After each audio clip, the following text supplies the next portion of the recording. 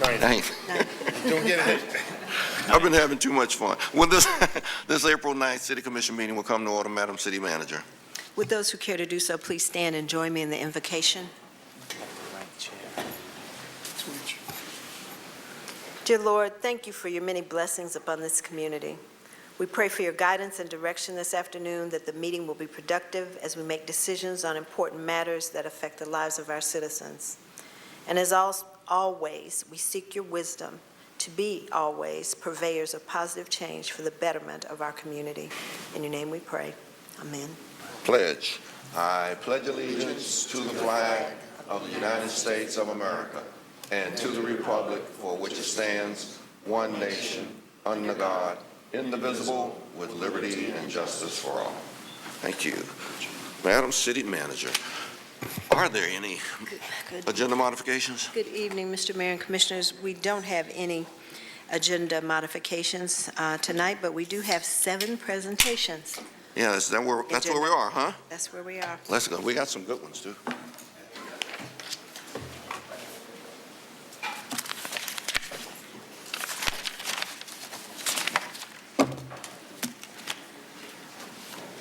These are nice.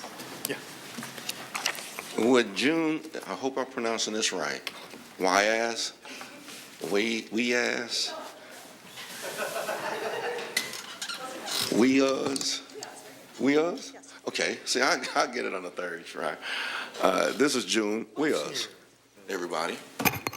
She's president for the New Leaf Market Co-op and Board of Directors, and all New Leaf board members, managers, and staff, I guess they've just joined us, all right? Is that everybody? Well, some of us. Well, where are the rest of them? They're looking for parking spaces. Thought they may be at the co-op working, okay. Yeah, Okay. that too. As mayor, I enjoy supporting the many facets of our community that make us unique and what gives our community the type of culture that we can all be proud of. Tallahassee is built on the foundation of great people that work together based on a genuine concern for our community. And I don't know what the Rockdale principles are, but will you explain them when you come up? Did somebody put these notes in I saw here? your agenda. It's really long. You don't have to. Okay, all right. And when the community has a stellar group of people focused on culture, being exceptional, and directing that distinctiveness through our favorite outlet, food, I feel more than honored to recognize the role of the New Leaf Food Co-op, the role that New Leaf Food Co-op plays in Tallahassee. And more importantly, I am proud to do so during Food Cooperative Appreciation Week. Therefore, I would like to present this proclamation. Whereas New Leaf Market, a cooperatively owned natural food store, has operated in the city of Tallahassee since May 1, 1974.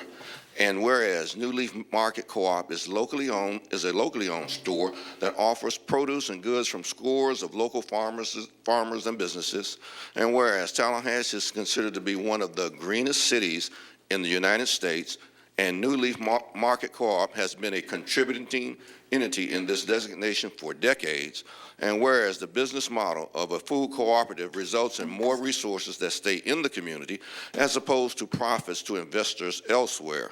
Now, therefore, I, John R. Marks III, as mayor of the city of Tallahassee, do hereby declare the week of May 1 through May 7, 2014, Food Cooperative Appreciation Week here in the city of Tallahassee. Thank you so much.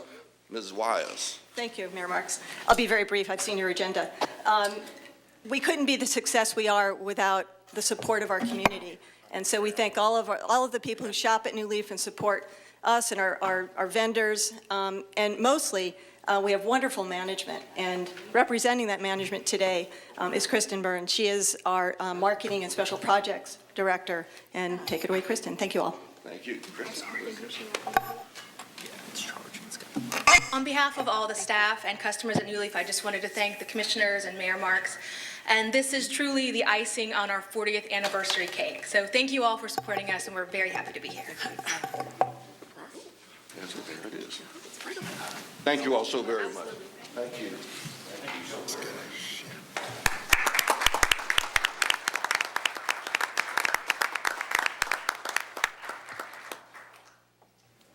Heather Mitchell, where are you? Where's Heather? Come on down. She's president and CEO of the United Way of the Big Bend, and she has a presentation. Heather? How are you? I'm doing great. How about you today? Good to see you. Always good to see you, too. Thank you. Well, we are here to say thank you all. Thank you to the City Commission. Thank you to the mayor. But most importantly, thank you to the employees of the City of Tallahassee. So a few facts about the campaign this year. Big thank you to Mike Tadros from Underground Utilities. Where's Mike? I saw him earlier. Right here. And Sabrina Holloman. Over there, I see Sabrina.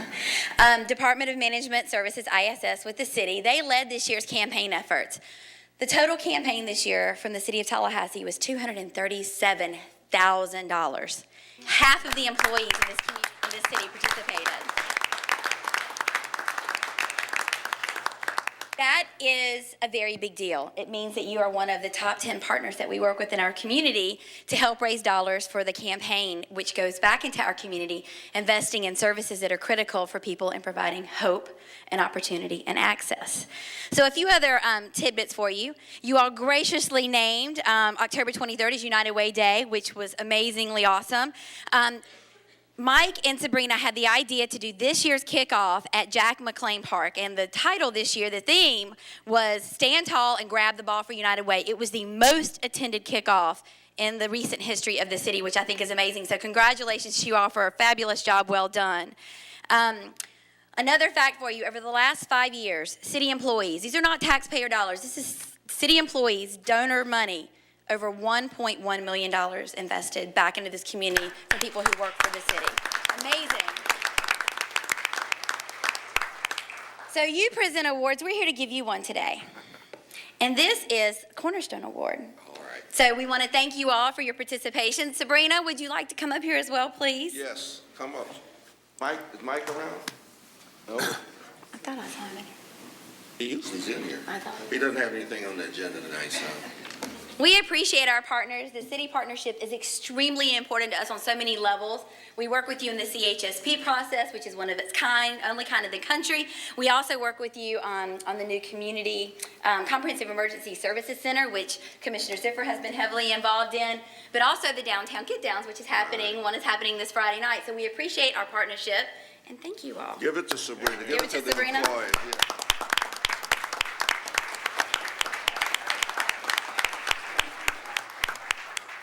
And let me say quite clearly here, this wouldn't be possible without the cooperation we do have from our employees. And we have a lot of fun doing it every year and spearheading. And graciously, the commissioners get involved too.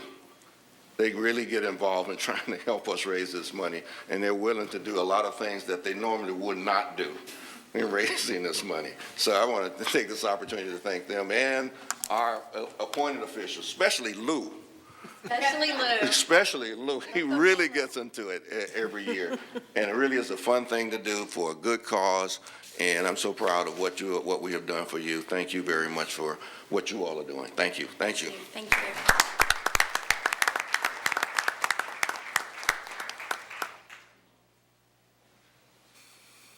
Bill Edmonds and fellow members of the Joint City-County Bicycle Work Group, as well as any local bicyclist, cyclist that is present now, please join me at the podium. All you, whoa, we're going to be descended upon, which is great. Come on, please. That's wonderful. Come on. I know you are, because I saw you when we did the bridge thing. She was there when you did the bridge thing out there. Okay. Our community has a very active group of participating cyclists. Many of our citizens use bicycles as a mode of daily travel, some for recreation, some for competition. The city has heard their voices and the importance of creating awareness for the support of cyclists in our community. I'm proud that every vehicle in the city of Tallahassee's fleet bears a 3 feet please bumper sticker. And I'm also proud to say that through the advocacy of our community cyclists, the city has addressed the need for having bike boxes placed at intersections throughout this city. All of this being said, the city of Tallahassee will continue to be strong supporters of cycling in this community. And with May being Bike Month, we encourage all citizens in this city to participate by doing what I'm told no one ever forgets to do, that is, ride bicycles, I guess. And the proclamation reads as this. But before I say that, there's more to come that we're doing in the city. And lots more to come to even make us more bicycle-friendly in the city. So here's the proclamation. Whereas today, millions of Americans engage in bicycling as an environmentally sound form of transportation, an excellent form of fitness, and provides quality family recreation, and whereas various cycling organizations and independent cyclists throughout our community are promoting a greater public awareness of bicycle operation and safety education in an effort to reduce accidents, injuries, and fatalities. And whereas the city of Tallahassee has been named a bronze-level bicycle-friendly community by the League of American Bicyclists, and we are going for the next level, right? All right. Now, therefore, I, John R. Marks III, by the power invested in me as mayor of the city of Tallahassee, along with the Tallahassee City Commission, do hereby proclaim the month of May 2014 as Bike Month. Thank you, sir. I just want to thank the commissioners for all the support and also the support of your really talented and professional staff. They've been tremendous assets, and we've made a lot of progress, and we've got a lot of progress to come and soon. We'll see. Bike Week, if you want to know more, communityservices.org is go there and get the whole schedule. I know the mayor has threatened to get on a bicycle. Here's a great time to do it. At 1 p.m. in Tom Brown Park is when Bike Week kicks off. You could be there, and there's a free helmet giveaway in case you don't have one. Okay. Get the helmet. Thank you. All right. Thank you very much. Here's a proclamation. You all got to set it up in your own place. Thank you so very much, and we will. Some handouts at the back. Come in, wait a minute. You got to come up here and tell them what you're doing. I will leave some handouts at the back with, you can look for this on billboards throughout Tallahassee and in local newspapers and things as well. And there's a schedule of events on the back, and as Bill mentioned, available at commuterservices.org. The crowning event will be a bicycling festival at the beautiful new Cascades Park on Saturday, May 10th, from 10 to 3, and we invite you all to come out and join us there. And please be sure and visit the website if you're an experienced cyclist. We need you to buddy up with somebody who wants to try that bike commute but is maybe a little apprehensive. If you're a new cyclist, contact us. We'll find you a bike buddy. And of course, as a driver, we encourage you to be extra cautious during this beautiful spring month when we hope you will see lots of extra cycles on the road. Thank you very much. Now, we all have the information. Let's participate in Bike Week. Thank you so very much for everything.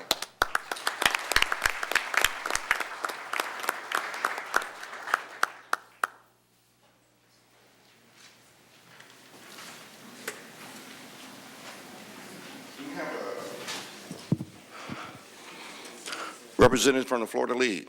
Who's here? There he is. Come on up, please, for this presentation. The city of Tallahassee has been recognized in many regards for our continued support and dedication to sustainability and environmental stewardship. We are recognizing water as our most valuable resource in this state and local community. I am proud to present this proclamation signifying for our support of Springs Protection Awareness Month, encouraging all citizens to be vigilant and protective of our springs.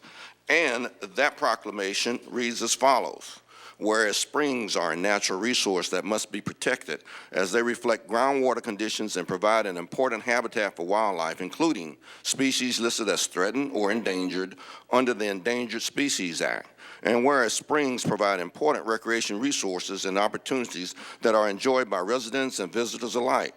Whereas healthy springs reflect the state of Florida's commitment to sustainable ground and surface water resource protection. Now, therefore, I, John R. Marks III, as mayor of the city of Tallahassee, Florida, on April 2014, we declare this Springs Protection Awareness Month in the city of Tallahassee. Thank you so much.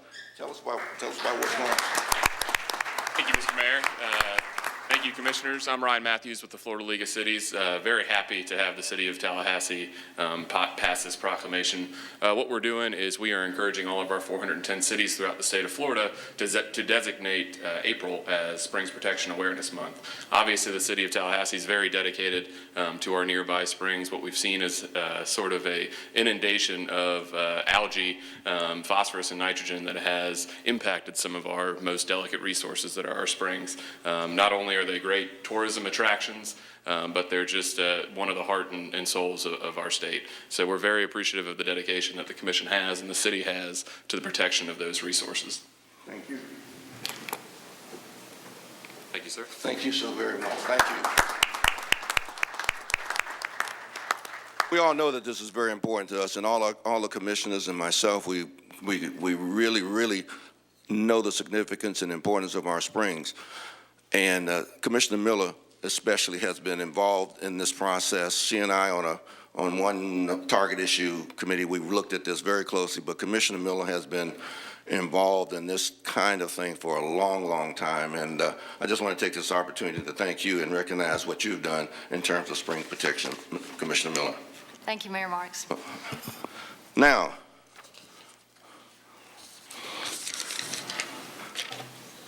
will Tom and Jane Barrett and Gina Wurst Yeager, Rose Nuff or Neff? They'll correct me when they come up. Alan Hanstein, I know this guy.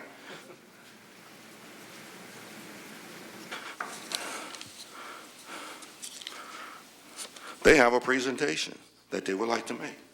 Who's the spokesperson? You are. How you doing? Tom, how you doing? Good to see you. Good to see you, too.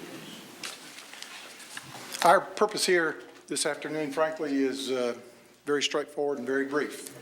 And that is to bring a word of thanks from the Red Hills Horse Trials for all the longstanding and particularly this year support for the trials. I'm joined by the co-organizers, Marvin Mayer and Jane Barron, and Rose Neff and Alan Hanstein, two of our many volunteers. In fact, I'm told that this year we prepared name tags for over 500 volunteers participating in the trials. So as you can see, a very small representation of that group. The city has been a long-term and very significant and important participant and supporter of the trials through all the years since 1999. But this year in particular, the city participated in the assistance of relocating the track of the cross-country course owned to the Water Management District that's managed as a city park. That could not have been accomplished without the city's help and participation. Perhaps more importantly, after 3 inches of rain on Thursday morning as the trials began, the city staff did just a heroic job of preparing the grounds, saving the grounds, and allowing the trials to go on after that incredible rain event. Clearly that involves the Park and Rec staff, but it's a bigger group than that, many of whom are not necessarily out front, including the drivers from Star Metro and many other city staff members who are out there all weekend long helping us in the routine, but particularly helping us this year. And we are here first and simply to bring thanks to you and to that group of people. So thank you very much.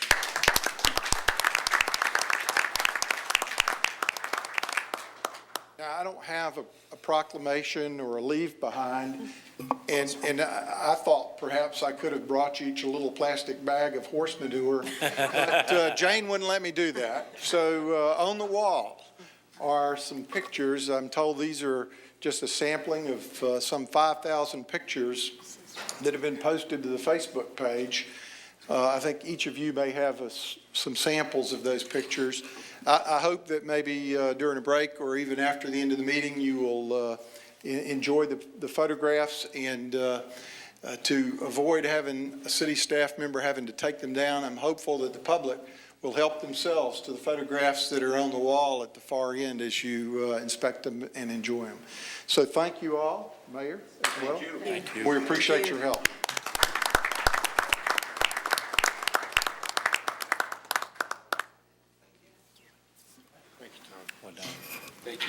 I would like to say thank you to you also, because these folks are all volunteers. Everybody up here volunteers untold hours of time to organize this effort, so I very much appreciate what you do. This is a real signature event for us, and we are so proud that it's here. It's always so well run. This year certainly knocked it out of the park, considering the challenges that you had, and so the new course, and then all the rain. I mean, it was really a heroic story, I thought. So thank you very much. Thank you. Commissioner Miller is absolutely correct. This is one of those signature events for the city of Tallahassee, and it means so much to all of our citizens. So again, I thank you all too, Tom and the rest. Thank you so very much. Oh, okay. Okay. Now, this is really going to be special. Barry Molina, you here? Where's Barry? Come on up, Barry. Barry Molina is Executive Director of the Florida Municipal Electric Association. Rob McGarrett is General Manager of the city's electric utility. Now, also, will the entire staff join me at the podium as well? And in doing so, let's move these to the front, because this is going to be, so people can see these. Gosh. Come on, just put them on. Grab one, grab one. This is the hardware. Okay. This is really, truly a great day for the city of Tallahassee, thanks to our electric utility. Once again, we have been recognized as #1, winning first place in the Florida Lineman competition. Therefore, I'm proud to present this proclamation signifying our pride in your most recent success. Whereas the city placed it first overall in both the journeyman and apprentice level competition in the 14th Annual Florida Municipal Electric Association Lineman Rodeo, held on March 28th and 29th in Ocala, Florida. And whereas in addition to the lineman competition, FMEA recognized the City of Tallahassee Electric Utility with a first place safety award in its size category.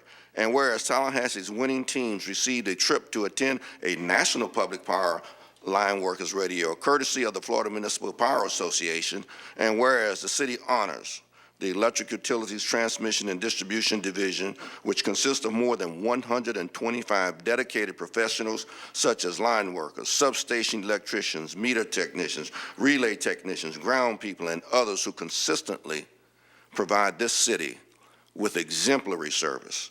Now, therefore, I, John R. Marks III, on behalf of the City of Tallahassee Commission and the citizens of Tallahassee, we want to take this opportunity to recognize you as electric transmission and distribution team for your skills, dedication, and outstanding service to our community. And that's why we have the #1 electric utility, municipal electric utility in the United States, and it's because of individuals who are dedicated to providing the best to our citizens in the city of Tallahassee. Thank you, gentlemen. Thank you so very much. Barry.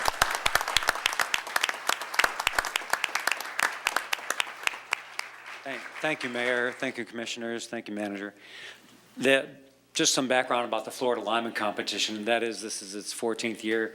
You heard from the Mayor that it was in Ocala this year. This is a major league competition. The city's teams are competing against utilities from Jacksonville, Orlando, Gainesville, and the city won in the two main categories, in the journeyman and the apprentice categories. They won the overall competition, and that's only the second time that's happened in 14 years of the entire competition. Now, there's another unique characteristic of their winning, and that is that the city has been a leader in implementing fall protection, and that is when they climb poles, they have additional harnesses and so on that they wear, and that the line workers wear. They have been pushing other utilities around Florida to use this more advanced and safer fall protection, and they have yet to do it. They've also used it during the competition. It delays their work during the competition. Nevertheless, they completed the tasks of the 5 categories for the journeyman teams faster than everyone else did when they were using the less safe, well, we shouldn't call it that, but and where they should go faster. So it's an accomplishment that recognizes the efficiency of the teams that the city has, as well as the safety that they have. Now, next year, the competition is going to be here in Tallahassee in 2015, next April. So we look forward and we appreciate all of your support for that, and we'll look forward to seeing you all out there next year. The one more thing, and that is that, as the mayor mentioned, I'm also presenting the 2013 from last year, the safety award that the city of Tallahassee received, the electric utility received first place. This is for the entire electric utility, generation, transmission, everyone. They won the first place award and in their category of like-size utilities. So congratulations and thank you very much.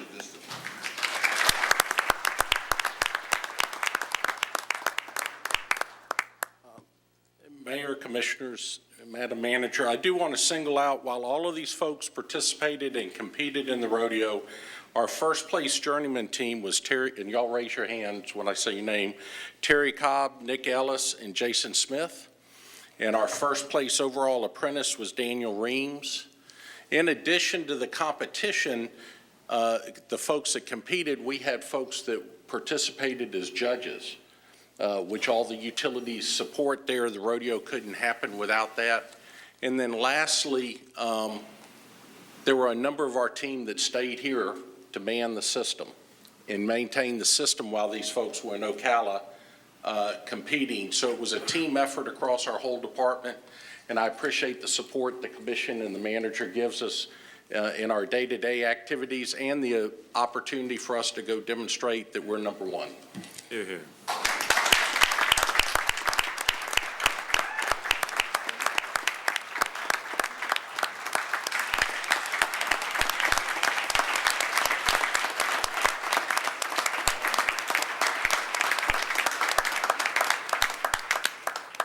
This is just wonderful. Does everybody get a championship ring? Thank you all so very much. We're proud. We really are. And every time I go out, I tell people why we have the #1 municipal utility in the nation. And we do. And it's because of you guys. So thanks again for everything you're doing. Okay? Mayor, before they leave, thank you. Before they leave, I would like the camera to pan on these guys. They have possibly the most dangerous job in this city. These are the people that during the worst weather, those bad storms that knock out our power lines, these are the guys that have to go out there and risk their lives to get everyone's power restored. So I want to just personally thank you and let you know that I certainly realize how I feel that you are very courageous in the jobs that you do and how much all of us appreciate it because we're warm at home and some of us are complaining that we're in the dark, but you're out there in the rain, up on the wires, dealing with wild and crazy electricity that's flowing all around you. So thank you very much. Hear, hear. From the hardware.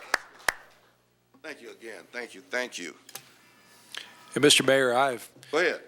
I've climbed poles with this unit before many years ago, and was sore for What you doing up there? I mean, for about 2 weeks. I was sore. Tough job.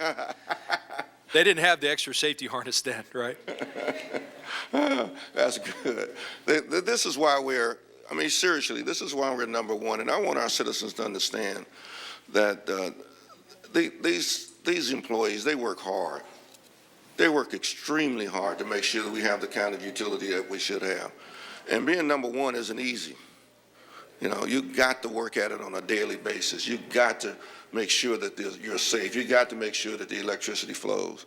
And these folks, without them, we wouldn't have this. So they really deserve all the recognition and even more if we can give it to them. So they deserve it. All right. And this is another department that deserves a lot of recognition. Cynthia Barber. Where are you? Cynthia? And members of the Environmental Policy and Energy Resources Department with the City of Tallahassee Would you all please join me at the podium? The very goal of Earth Day is to stimulate sustainability and environmental awareness of our most precious natural resources. And as mayor, I would like to thank our EPER department and the various organizations and institutions throughout this city for promoting the type of green initiatives that make our community strong and sustainable. So, on behalf of the City Commission, I would like to present this proclamation celebrating Earth Day. And the proclamation reads as follows. Whereas April 22nd, 2014 marks the 44th annual celebration of Earth Day, which began on April 22nd, 1970, with the goal of inspiring environmental awareness and encouraging conservation, protection, and appreciation of our nation's natural resources. And whereas the City of Tallahassee has a long-standing demonstrated record of proactive environmental stewardship and is recognized for its leadership in sustainability initiatives, and whereas the City of Tallahassee proudly recognizes all who follow positive environmental practices year-round and will promote activities and behaviors that inspire environmental awareness and encourage the conservation, protection, and appreciation of our nation's natural resources through the month of April. Now, therefore, I, John R. Marks III, by the authority vested in me as mayor of the City of Tallahassee, do hereby proclaim April 22nd, 2014 as Tallahassee's Earth Day here in Tallahassee. Cynthia, please, tell us about what who's John's got to, let me get that. Thank you, Mr. Mayor. Commissioners, Madam Manager, we really appreciate this opportunity and appreciate the support given to EPER to do the things that we do in terms of promoting environmental stewardship within our community. This year, we're using the entire month of April to celebrate Earth Day. The first week, last week, we focused on energy efficiency. This week, we are focusing on enjoying the great outdoors. And so tomorrow morning, our leadership team will be going out back. We'll be planting a herb garden right here at City Hall. Next week, our efforts will focus on waste reduction and litter control. We'll be working with Keep Tallahassee, Leon County Beautiful to promote the Adopt the Street program. The following week, we'll focus on water conservation. So all of these things, we're trying to show everyone that your action count in helping to protect Earth resources. Thank you very much. Thank you, John. And here's a proclamation, please. Y'all are great. Come in, Ms. Barr. She does a wonderful job in this department, and she directs us so very well. Thank you all again.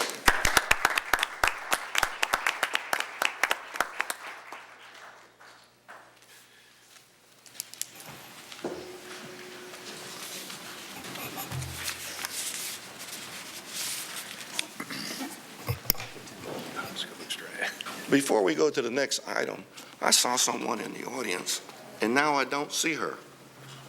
Commissioner Gillum, where's your lovely wife? Oh, I think she's gone. R.J. Gillum was here a few minutes ago. I saw her over there, and I was going to recognize her, and then I looked up, and she was not there. She's probably gone home to make sure that those twins that she has are going to be well delivered and everything. Congratulations again, if we haven't said that before. Thank you, I appreciate it. Next item. The next item, Mr. Mayor and Commissioners, is the acceptance of the fiscal year 2013 Comprehensive Annual Financial Report. And our City Auditor, Bert Fletcher, will introduce the item and also introduce the Chair of the Audit Committee. That's it. Mayor, Commissioners, Madam Manager, and fellow officials, in accordance with various statutory requirements and sound business practices, the city undergoes an annual audit of its financial statements. That audit addresses not only the fair presentation of our statements, but also internal controls and compliance over the financial reporting process and the federal and state grants received by the city. The audit for fiscal year 2013 was recently completed by the city's external auditors, which was a joint efforts by the firms of Thomas Howell and Ferguson, Wall, Red, Croner, and Monroe. And here to present that audit tonight, Chairman of our Citizens Audit Committee, Mr. Paul Brown. And while Paul's coming forward, I'd like to recognize in the audience some members from the firm. I think we have Jeff Barbacci from Thomas Howell and Ferguson, and Bonnie Gannon and Jenny Longo from Wall, Red, Croner, and Monroe.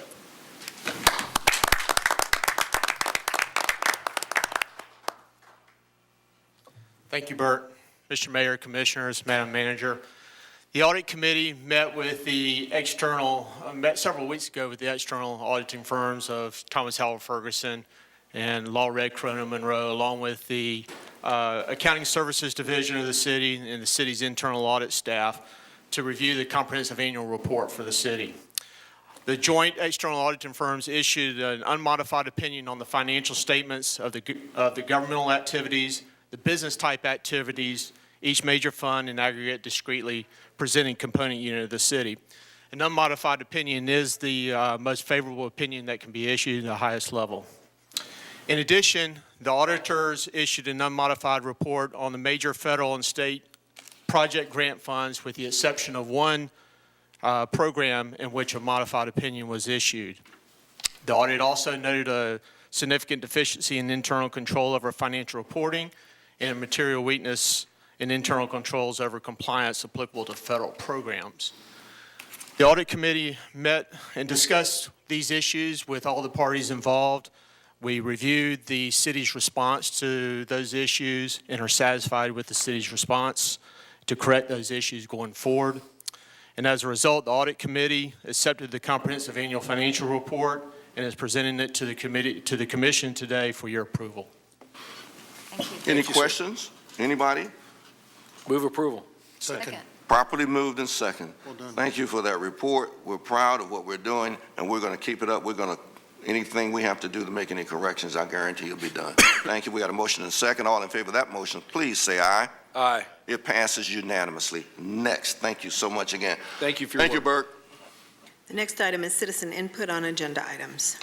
We have no speakers for this portion of the meeting. All right. Next item. For consent, Mr. Mayor. Move consent. Second. Properly moved and second. Consent items. All in favor of the motion, say aye. Aye. It passes unanimously. Next The item. next item is under City Commission, and it's 11.01, job retention. And you all have received an email from Commissioner Scott Maddox, who wants to discuss this item. Commissioner. Thank you, Mr. Mayor. Thank you, Madam Manager. Over the years that I've served, I've recognized that the city of Tallahassee has often gone through the angst of private sector economic development. Sometimes it was contentious, like it was with General Dynamics or Danfoss Turbocor. Other times it is not contentious, but successful, like K-Scholler recently. And our Economic Development Council and the Chamber of Commerce does an outstanding job on recruiting additional private sector jobs to the city of Tallahassee, Leon County, and our municipal service area. What we do not focus on, however, as our mission, either with the economic development arm of the city of Tallahassee, the EDC, the chamber, the county, or the city, including their lobbyists, is the retention of public sector or quasi-public sector jobs. At the same time that we've been working very hard to get jobs that come in the 50s and hundreds, we've been losing jobs in the thousands through public sector jobs leaving the city of Tallahassee. Recently, Citizens Insurance, which is a quasi-public entity, announced that 130 high-level jobs will move out of Tallahassee and move to Jacksonville. We have done nothing along those lines. We've done more for the retention of Harvey's grocery store, which I endorse, but we've done more for that than we have 130 jobs that went out the window. I'm told that the governor has a chart that he refers to often that shows public sector jobs declining and private sector jobs increasing during his tenure. My hope is that we try to turn this trend around. From the research we've been able to do, over a 3-year period, we've lost a total of nearly 2,500 jobs in our municipal service area. Municipal or government? In our municipal service area, government jobs, in us and the small counties around us. Over a 2-year period. That was the small counties. What does that include? Because that's it includes Gadsden, Jefferson, us, and Wakulla. okay. Over a 2-year period, a total salary loss of over $87 million. So the economic impact of the loss of 2,500 jobs over just that period of time is substantial for our area. And while I believe wholeheartedly in economic diversification and the need to add private sector jobs, this community is run by government employment, whether it be the universities, state government, city, county, school board, or nonprofits or quasi-judicial or quasi-governmental entities. These are the people that are buying appliances and cars and homes and going to restaurants and using services of so many small businesses in Tallahassee, and that's what makes the small businesses work. So here's what I'm suggesting. I feel like, through no one's fault, but I feel like we've been asleep at the switch over a long period of time as it relates to retention of public sector jobs. So what I'm suggesting is that we add retention of public and quasi-public sector jobs to the call of our lobbyists. That the mayor send a letter to the county commission asking them to do the same, and specifically asking about citizens insurance. And that we have conversations with the Chamber of Commerce and Economic Development Council on ways that they can assist us in doing the same. Because I think they're extremely talented, and I've met with their officials, and I think they can help us along those lines as well. So that's my suggestion. I make in the form of a motion. Second. Okay, probably moved in second in the discussion. Have we gleaned any rationale for instance, citizens insurance leaving? Yes, sir. They are important to know why, because if we're going to address the issue, we must know why they're leaving so we can do something about it. That's They're leaving. What has been stated is that they're leaving because of real estate, because their leases are up and they're paying too much for their lease space. Now, we know how to deal with that. The Economic Development Council does it all the time, and we work with folks in Commonwealth for many years and other office parks, and work with builders to get a lower lease amount to entice people to come. So I think we can do the same here. And the bigger concern that I have is in 2019, the majority of the state leases come up. If you remember, under Governor Bush, they brought in the Staubach Company out of Texas to do leases with the private sector in housing state government. Well, those leases come up in 2019. If we face the same thing that's happening with citizens, we'll see jobs by the thousand move to other parts of the state. So I want to get in front of it. Well, I think we have to really understand why they're leaving. Now, how much advance notice did we get, for instance, on citizens that they were leaving the city? I read about in Tallahassee Democrat. When? Yes, sir. When? 2 weeks ago. 2 weeks ago. 2 weeks ago? So, I'm not so sure, what I'm getting at, I'm not so sure if that's enough time to renegotiate a lease and get them to stay here. Somehow or another, we got to find more, we got to have more time, more advanced time, so we can sit down with these folks and determine why they're leaving and what's the rationale for them to leave. If we don't do that, we can't stop. I've been involved in these things through the private sector when somebody's threatening to leave, but we get a lot more advanced notice.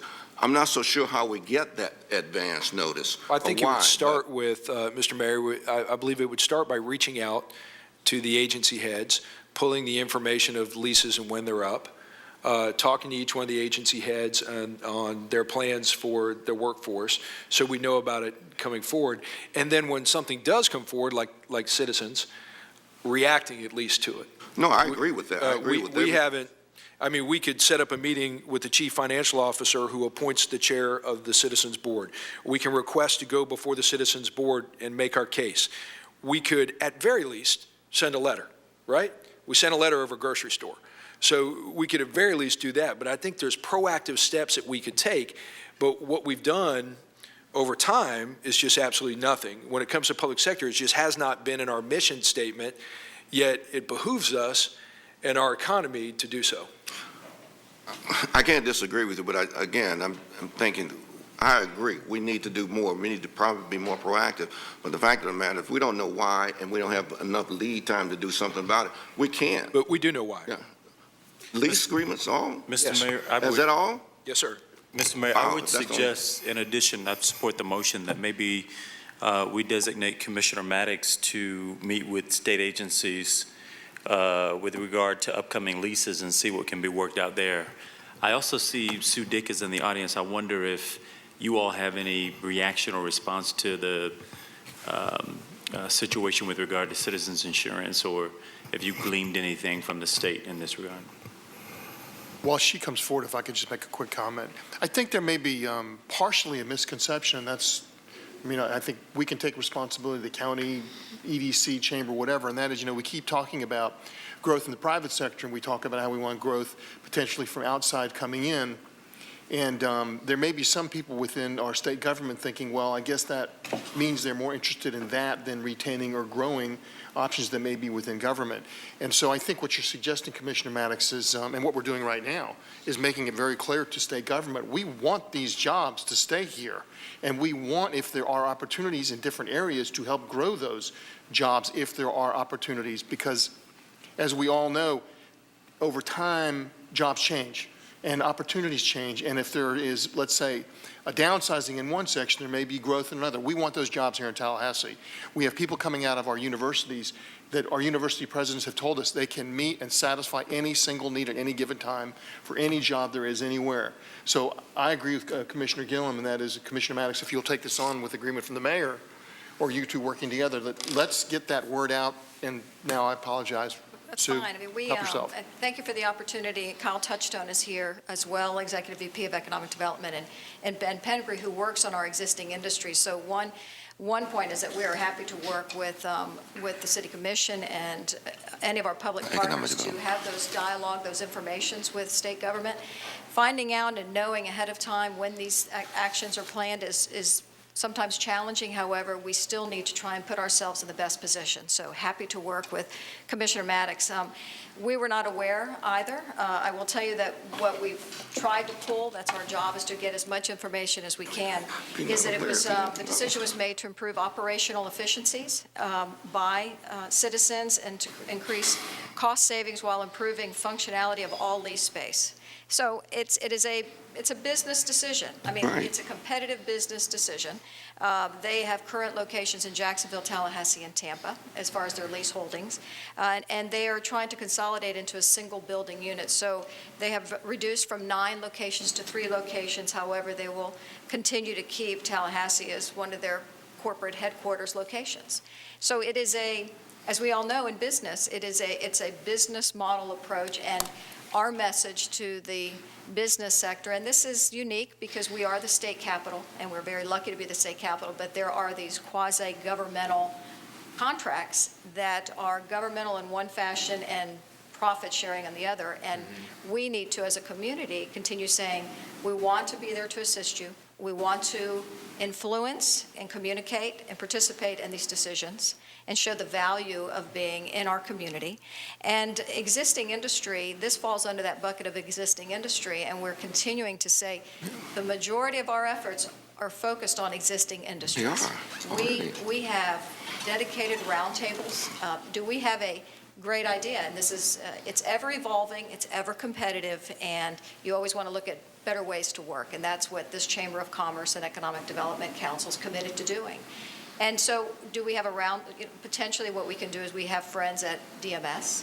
Let's sit down and have a discussion, and as best as they can tell us now what they plan or plan on not doing, at least we can try and get that information. And we all need to recognize sometimes decisions are being made and they're not ready to be communicated. But in this case, we are trying very hard to send the message. We want those positions to stay here if at all possible.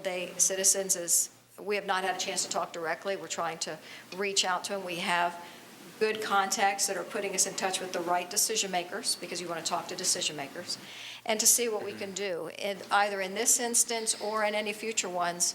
As Commissioner Maddox has indicated, these leases are coming up, and there's also legislation. 2015 is also a trigger point on some of these leases, so it's not as if we have a lot of time. Wait until 2019. So we are here to assist in any way possible, and happy to continue work with you all as well as we've done to date.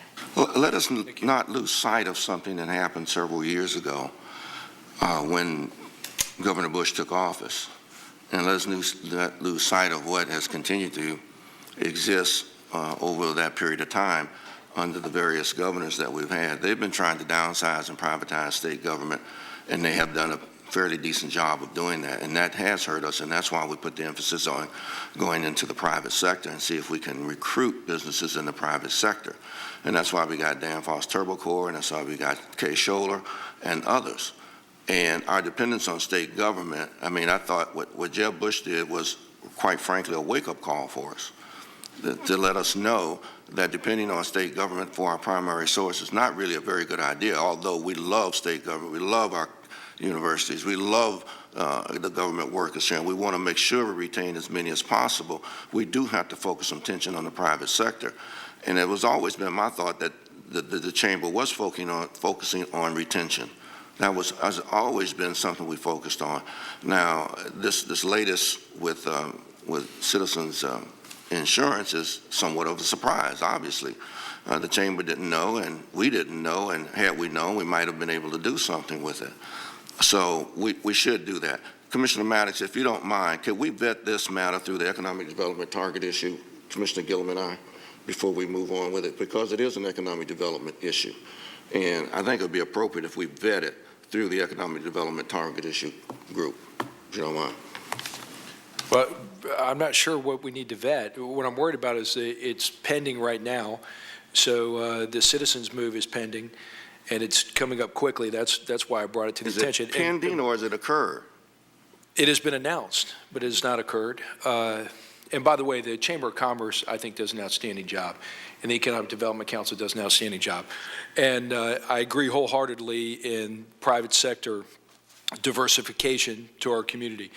But if you picture a bucket of water, we're dribbling in the private sector jobs in the bucket of water, and we're getting big bowlfuls pulled out in public sector jobs. So what I'm saying is that just add it to the agenda, to the same agenda that we have today, that exists today in private sector recruitment and retention, add public sector retention and quasi-public sector retention, the same way that we deal with the private sector to help protect those jobs. I think you're right. I think that's what we ought to do, and I believe some of that's being done. And Commissioner Gillum and I on the economic development target issue, we will certainly take that in consideration. I would do exactly what you said in conjunction with the chamber. We'll write a letter. We'll get in contact with DMS and whoever else has the authority on the lease agreements. Commissioner Gillum. Yeah, I just joined economic. I think it was the two of you. Was that me? No, it was me. Oh, it was the three. Okay, the two of you previously. I think you probably can separate the two and deal most immediately with this situation with regard to citizens insurance. I think it's a fair point, Mr. Mayor. You also deserve credit because I think in previous years this has been a part of our legislative agenda, the protection of the government workforce here. A large part of it, which by the way comes from McCullough, Gadsden, Jackson, Taylor counties into the city of Tallahassee. Mr. Reed can tell us that based off of the transportation flow into the community every morning and out every evening. So there may even be an opportunity, I think, Commissioner Maddox, on this effort to include some of the other impacted counties in the conversation. Leon County isn't the only one. There are a number of adjacent and surrounding counties that are impacted by that decision. Sue Dick, the most sobering part of your presentation, and I know Cal and the rest of the team are here as well, is that private sector and quasi-governmental jobs are as important and are part of the equation of sustainability and job growth as much as any other area that the Chamber and the EDC focus on.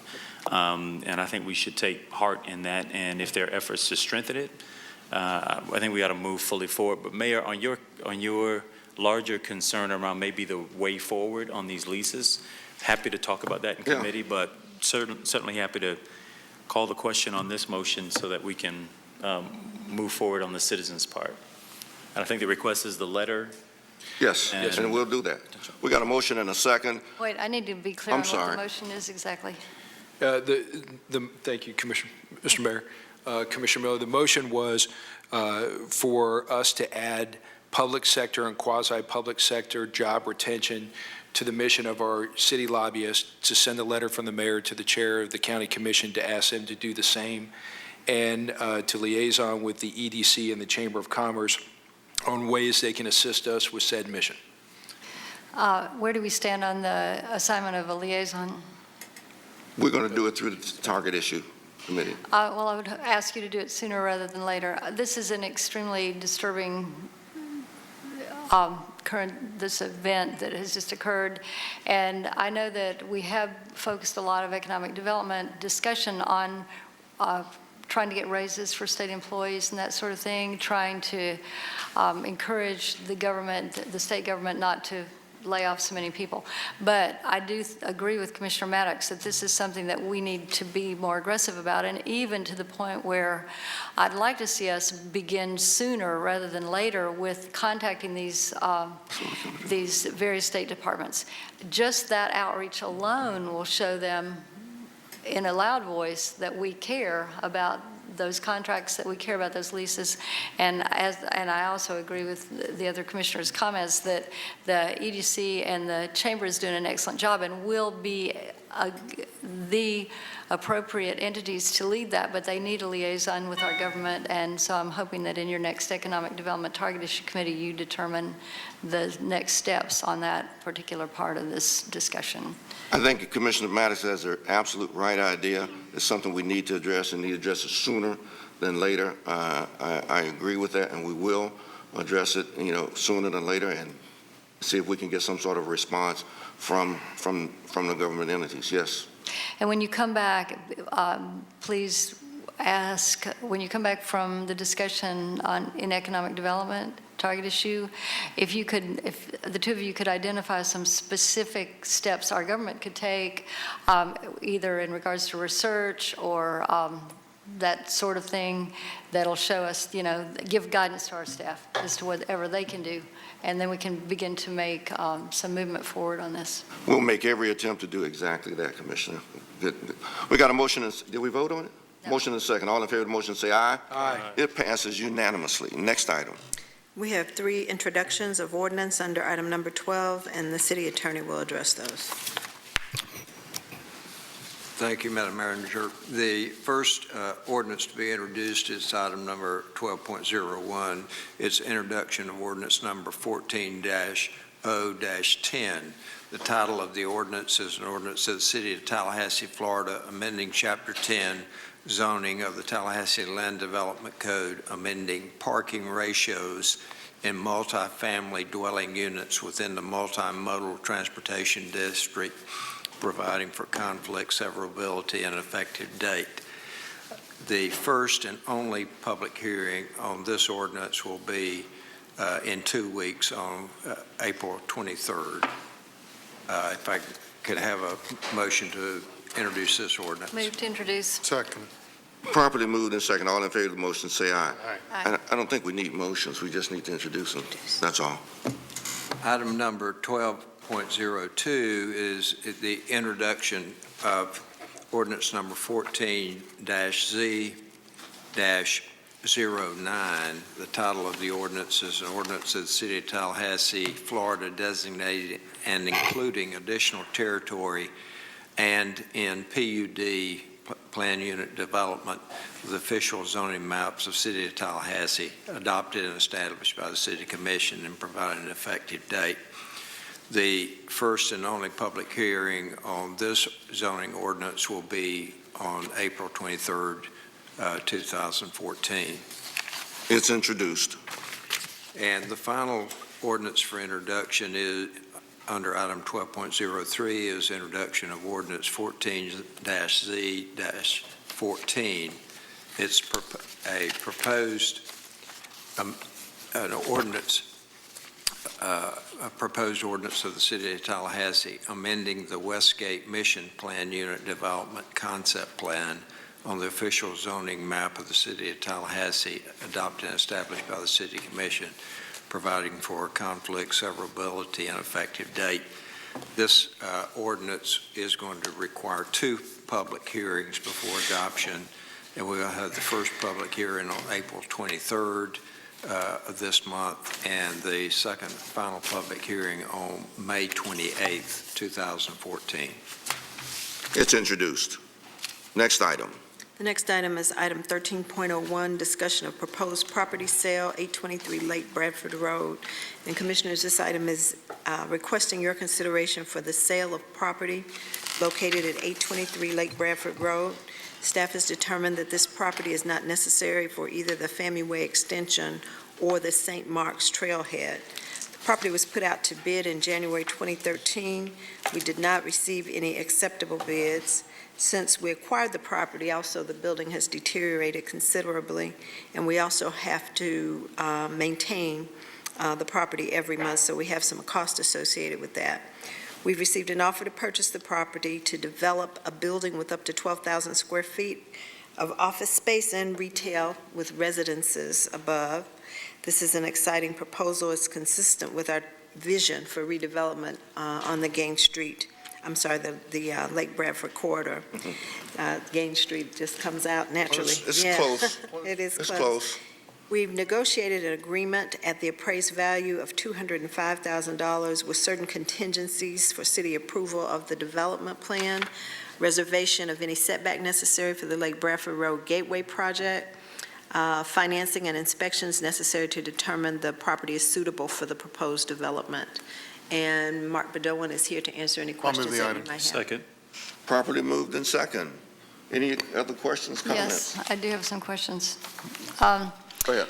Well, when I first saw this, I was concerned about it. Not that I had any reservations about the development proposal. I thought it was a good development proposal, but as you can see from the map, it fits right in as part of Lake Alberta Park.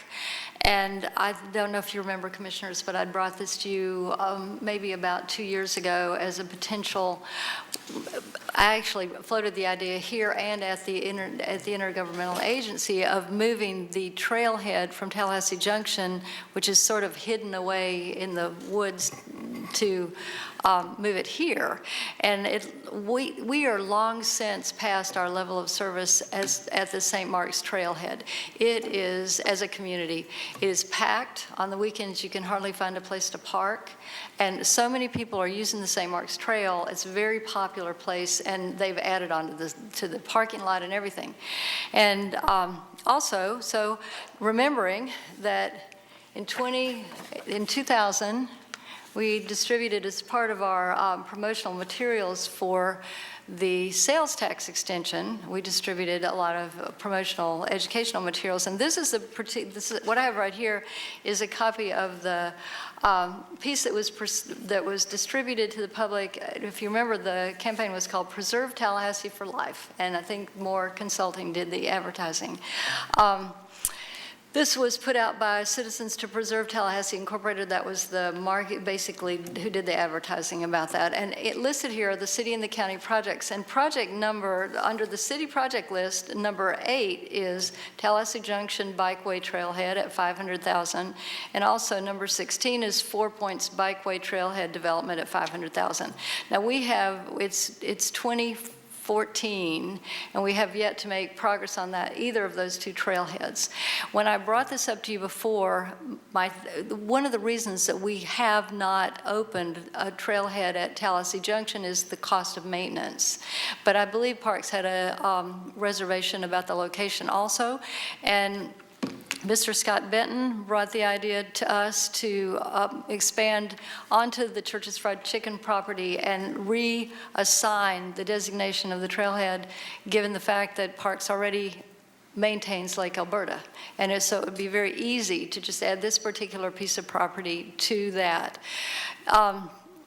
Upon reading the agenda item, I asked for help from several sources, but one of which was Mark Bedoin in real estate. He was kind enough to come and introduce this map to me. You can't really see it as well as the one I have, but it has, my question was, what are the alternative locations? And he has Alternative locations for doing a bike trailhead that is much more highly visible and in a little bit safer location. He showed me this map. There are several areas there where there is potential for this, but I want to bring this to your attention. I mean, I can vote to support this sale, although I think that we might make more money on it later, but we would accumulate maintenance costs. I understand what liability is, and I know that that building is basically an attractive nuisance at this point. So if we give this property away, can you see this map, and can you see where there's a 4 on this map and how close it is to Lake Alberta? It's literally part of Lake Alberta. So say we sell that. Where is it that we're going to put the parking to support not 1 but 3 different trails, Cascades Trail, the Gopher Frog and Alligator Trail, and also the St. Mark's Trail? Because the section of St. Mark's Trail between Lake Alberta, FSU, FAMU, Gaines Street, Cascades Park, the entire thing has to be located. That's a beautiful section of trail, but it's virtually unused because people all go south. They could be utilizing the trail that's already built, already in place, but we don't have anywhere for them to go, and we don't have a trailhead. So I'm bringing this up now, and I want to know what the answer is. I have a question. Commissioner Zurfluh. And I apologize for not having, this is one of those ones where you hopefully have the answer in advance. Our wastewater facility there, is there any available potential for parking? At the Lake Bradford, I don't know. Sewage treatment plant. Sewage treatment plant? Commissioners, let me kind of give a little bit of background because Commissioner Miller is right on target all the issues that staff is dealing with. Right now, Public Works is working to design Phase 2 of FAMU Way, and let me show you on the map. That will generally pick up from the end of construction here and terminate into Lake Bradford Road. What we've done, Public Works has assembled a team group, Stormwater, Parks and Recreation, Blueprint, Planning Department, as well as their department, to say, how do we accommodate the need for this trailhead in and around this area? As Commissioner Miller mentioned, we have 3 trails that are tying together. So our best thoughts at this point is to put the trailhead where these trails converge together. So it's generally going to be in an area over here. So it is something that we are going to do. It's something that we've got to look through the design of FAMU Way, Cascades Connector Trail, and then make sure we connect all those pieces together with a final plan that we bring back to you. Okay. Is this something that we're going to be able to see on our future, when you bring updates on FAMU Way and the route and so on, you're going to include this in the photographs? It has to be included in there. All right, thank you very much. And so we can look forward to, my interest is applying, we made promises. We made promises that we were going to supply some bike trailheads to folks, and there were a lot of people who supported that concept. I just want to make sure that by 2019, we have some of these trailheads in place and we're not sitting on the same situation we are today. So I guess I've made my point. Thank you very much. Commissioner Gillum. Yes, thank you, Mr. Mayor. I support the issue raised by Commissioner Miller with regard to trying to establish a trailhead in that area. And I'm glad that we arrived at the solution that these are not mutually exclusive, that you can actually get them both. And to speak on this item specifically, really happy to see something from the private sector, from a developer who is interested in investing new infrastructure in the Lake Bradford corridor. It is, whether we claim it or not, part of the entryway into our city. It's probably the most traveled way you come in from the airport or go out to the airport.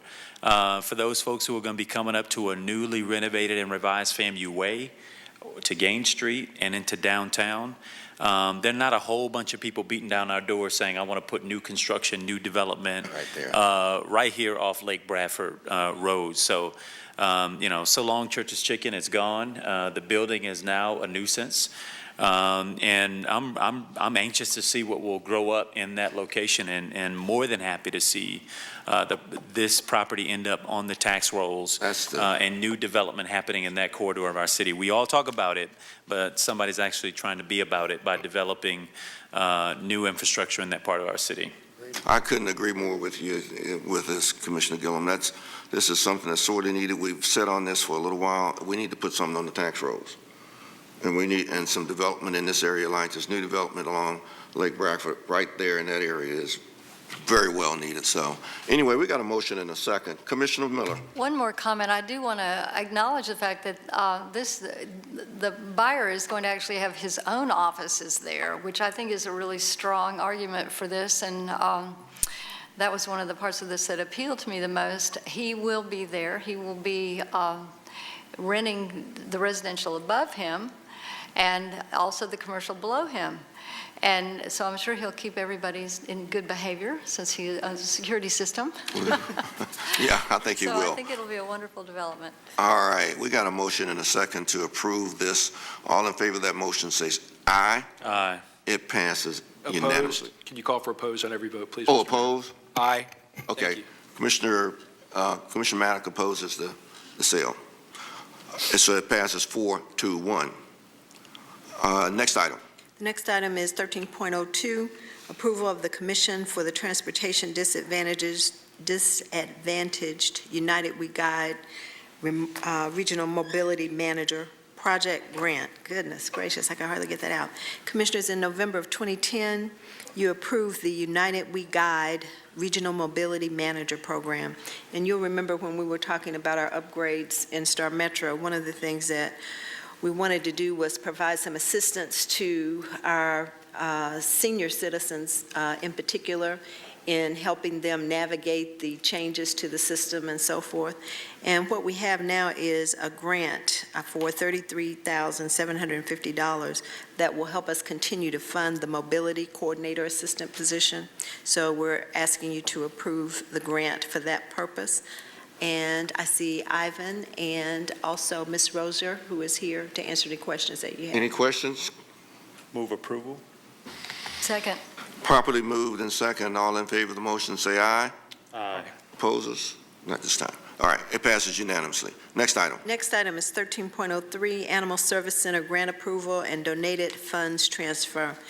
And Commissioner, some of you will recall in 2003, the City Commission approved the creation of the Animal Shelter Donations Account and the establishment of a work order to receive donations made directly to animal services. The purpose of this account was to provide a way for the community to assist the shelter by donating funds used to enhance the shelter's animal care, to foster adoption and transfer programs and services. Funds in this account are also accepted through grants and forfeitures. Animal Services is requesting your approval to move these donations, forfeitures, and also a recently acquired $5,000 grant from the Knight Foundation into a single work order. The grant will be used to enhance the shelter's volunteer programs. Is there a motion? So moved. Second. Commissioner Maddox. Thank you, Mr. Mayor. Discussion on the motion. I want to introduce Daisy. Daisy is 2 years old, spayed female, yellow Labrador Retriever chow mix. And there's financial assistance available because she's heartworm positive, but she's gentle, calm, well-mannered dog that will love you forever. She loves walking on a leash and curling up next to you. She is current on her vaccines, microchipped, and does well with other dogs. There is significant financial assistance available for her adopter, and we hope that someone will watch and see this and adopt Daisy and give her a loving home. Which is a very good reminder for. What's your folks to reminder? Spay and neuter their animal. Spay and neuter. Very good reminder. Commissioner Miller. Thank you, Mayor. Well, I just wanted to know, since some of this money was supposed to be used for spay and neuter, exactly where is this money going to go? So if we could have D. Crumpler come up and give us, if he's here, give us some sort of detail. I mean, it's very clear in the agenda item where the money's all coming from, but then it's basically going, and when we talk about $80,000, of course, we have questions. Bring Erica Leckington up here with me, Commissioners, Madam Manager. Let's see. The grant primarily designed for the development of promotional and marketing materials to enhance and expand the existing volunteer program.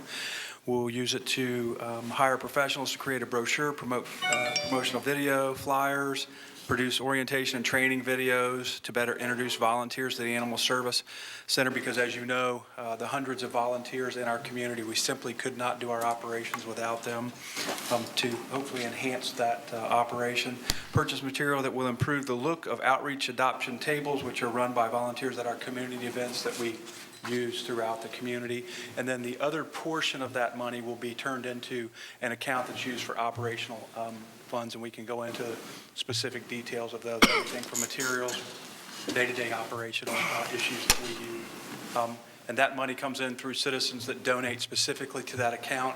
And then by city policy, the auditor has asked that we take those donations account and come to you on an annual basis and turn that into an account where we can spend those revenues.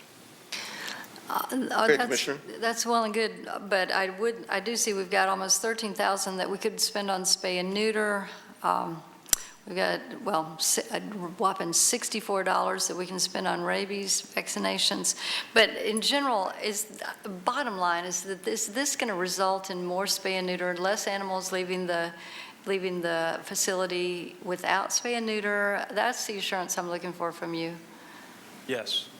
The answer to that is yes. That is our ultimate goal. Our number one goal is to reduce the number of animals that are euthanized, and then through community outreach to prevent those variables that cause animals from coming into the shelter.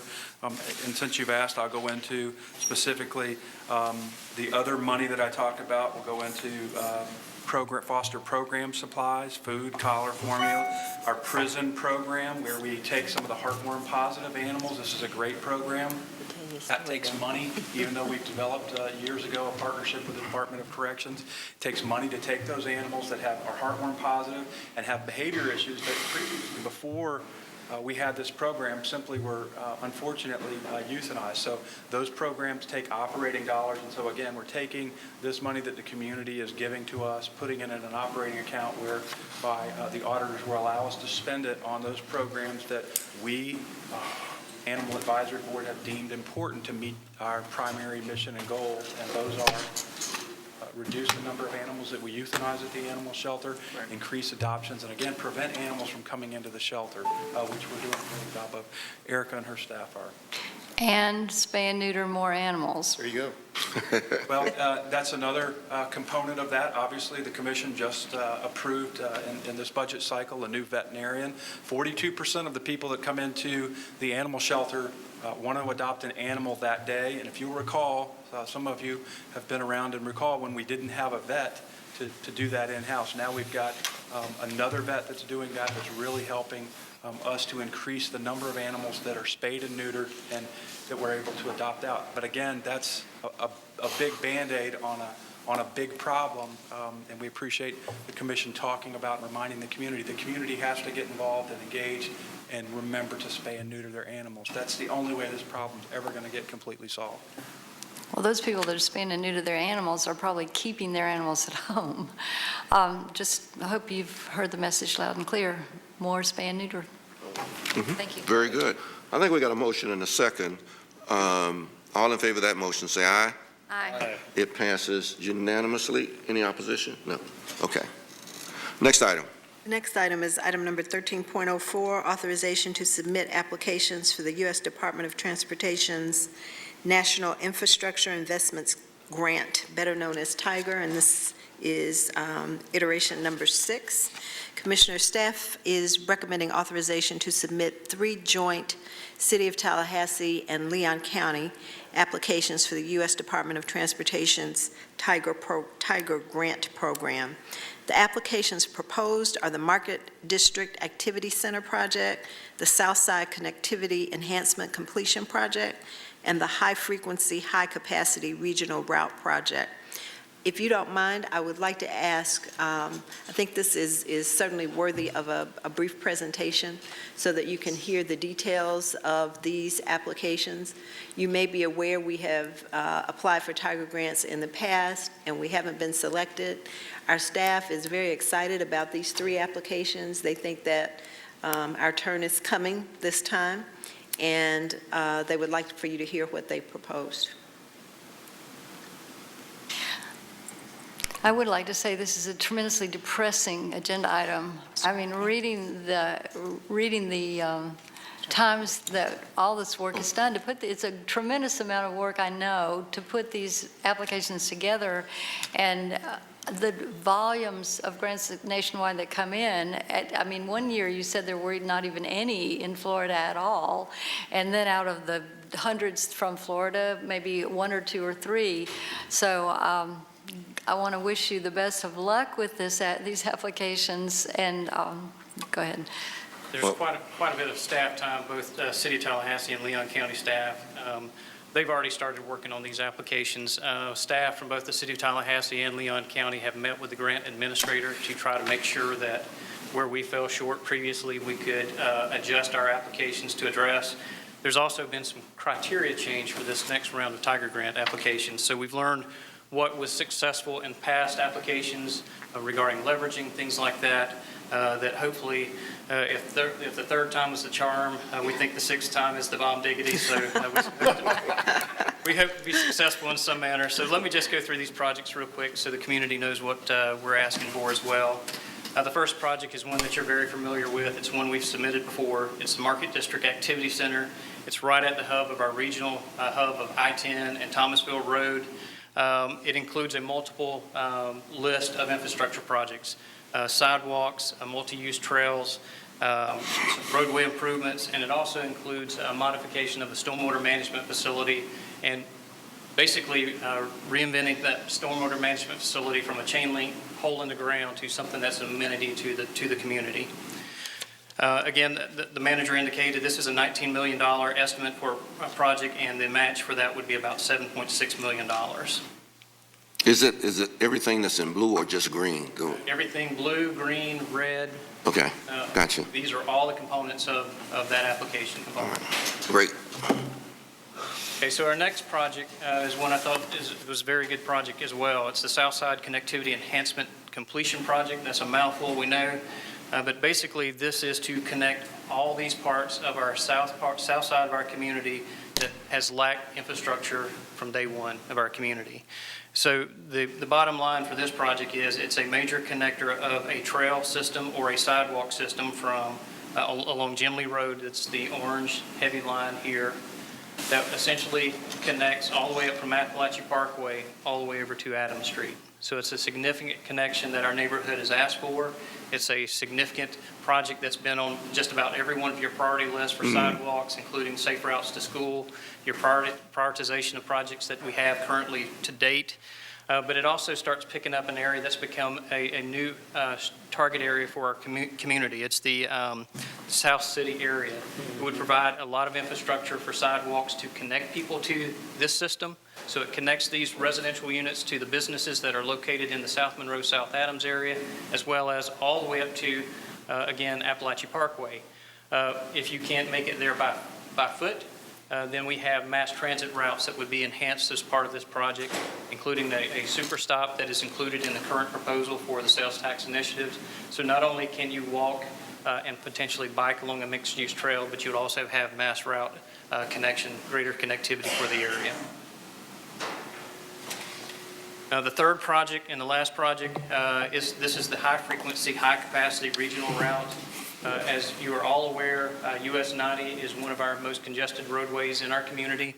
The primary focus would provide mass transit enhancements that would reduce congestion along US 90 in our urbanized area. In some parts of our urbanized area, we have as much as 48,000 trips, or car counts along segments of this roadway. So that gives you an indication of how congested this roadway is and the need for the project. This project would include some high-capacity buses, park and ride lights, signal prioritization, fare box upgrades, and bus stop enhancements. And those are the three projects in summary. We have learned that other successful communities have submitted more than one project, so we thought it was a good shot for us to be very well-rounded in all of our applications. So what are the chances of getting all three? Slim and none? We'll only get one. Okay. All right. Thank you very much. Any other questions, commissioners? Move authorization. I'm assuming that we'll let our lobbyists know. Oh, absolutely. Yes, in Washington, we certainly will. They are very fully aware of the Tiger program and what to do. In addition to that, I don't know what the U.S. Department of Transportation and at what level will this approval go to? Will it go to the Secretary? Or do you know, Wayne? I asked that question the other day. It will not. It will not? Tiger grants are have a process that deals with them, and federal lobbyists are precluded from talking to the administration on grant matters. Of any sort. Is a grant administrator that will make the final decision. Okay, fine. The committee that But will we review will- the short list and Yes. the administrator will make the final decision. Wayne, All did right. you mention that for two of the projects, the matching will come from Blueprint? Oh, that's a good comment, question, statement. For the first two that we mentioned, the anticipated match for the Market District project as well as the Southside connectivity would be from the current Blueprint sales tax dollars. That is something that would require it to go back before the full IA for approval, and we would have to identify where those dollars are coming from. We do think it would be a manageable opportunity for us to bring before you, though. Any other questions? Thanks for that clarification, Commissioner Maddox. You're absolutely correct. Thank you. Are there any, we got a motion and a second. All in favor of the motion, say aye. Aye. It passes unanimously. Next item. Next item is target issue updates, and we have two this evening. One from Long Range Planning, Commissioner Miller will handle that one, and one from Financial Viability, Commissioner Maddox will handle that one. Ready? Here we are. We're going to, long-range planning, our last target issue committee was on the date of our last commission meeting, and we dealt primarily with one of the ideas that is very dear to the mayor's heart, and that is stormwater ponds as amenities. Our staff had done a great job. I have to say, they had really given a lot of thought to this and looked around at ponds that were appropriate and so on. Mr. Menendez, our Public Works Director, explained that, first of all, that staff had been asked to look at this and how and what features, what locations, what features could possibly be added, and how could these areas be used by the public more extensively in a more friendly, user-friendly way, I guess, than a chain link fence. Hilda Gilchrist, who's a landscape architect with Public Works, provided a report and a PowerPoint identifying potential sites for enhancements. And she then listed amenities that as low and high maintenance requirements so that we could put that into the mix when we made our evaluation of the possibilities. The staff had identified 5 facilities as candidates for these improvements. One of those was private, and we determined that we really needed to start with 1 or 2. And then Ms. Gilchrist provided a menu of amenities such as trails and street furniture and landscaping, water features, etc. Mr. D. Crumpler from the Parks joined us to express his support for adding these amenities to stormwater ponds, but to give us a little bit more of an on-the-ground analysis of exactly what this would mean to the bottom line.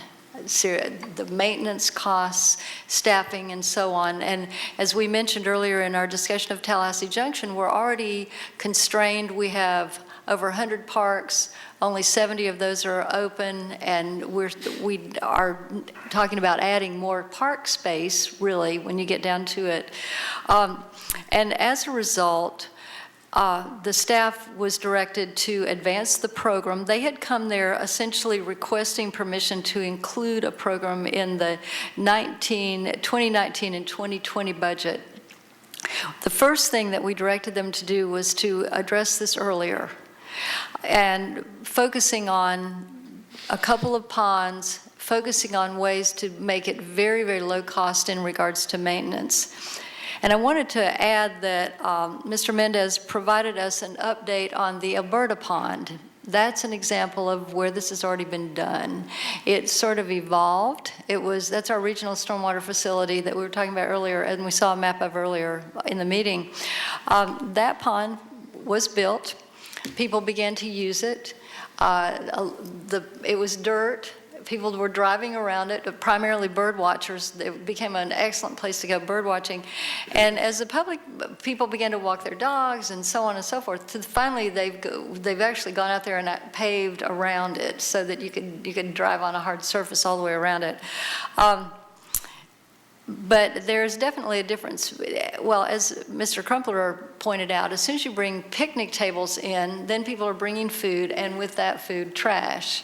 Now, when people begin to walk their dogs, you've got another element too, and beside a stormwater pond. So when we talk about how to go about this, we have to address the costs. But what Mr. Menendez told us was that essentially, Public Works is maintaining the Alberta facility with mowing and with litter pickup, along with a significant help from some volunteer groups. So we're hoping that we can come forward with a program that is very, very low cost, but still allows the public access to some ponds. The two that were readily identified were the what is called the Marriott Pond.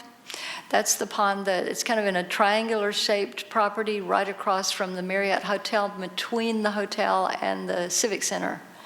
And we had all discussed that here previously, if you all remember, and they showed us beautiful pictures, but out there it's still not quite, it hasn't quite reached our expectation. That was the first one. The other one were the ponds up in the Market District that we've discussed. Oh, no, I'm sorry. I take that back. The other one was was that great big pond that is on the side of Blairstone Road between Mahan Drive and Miccosukee.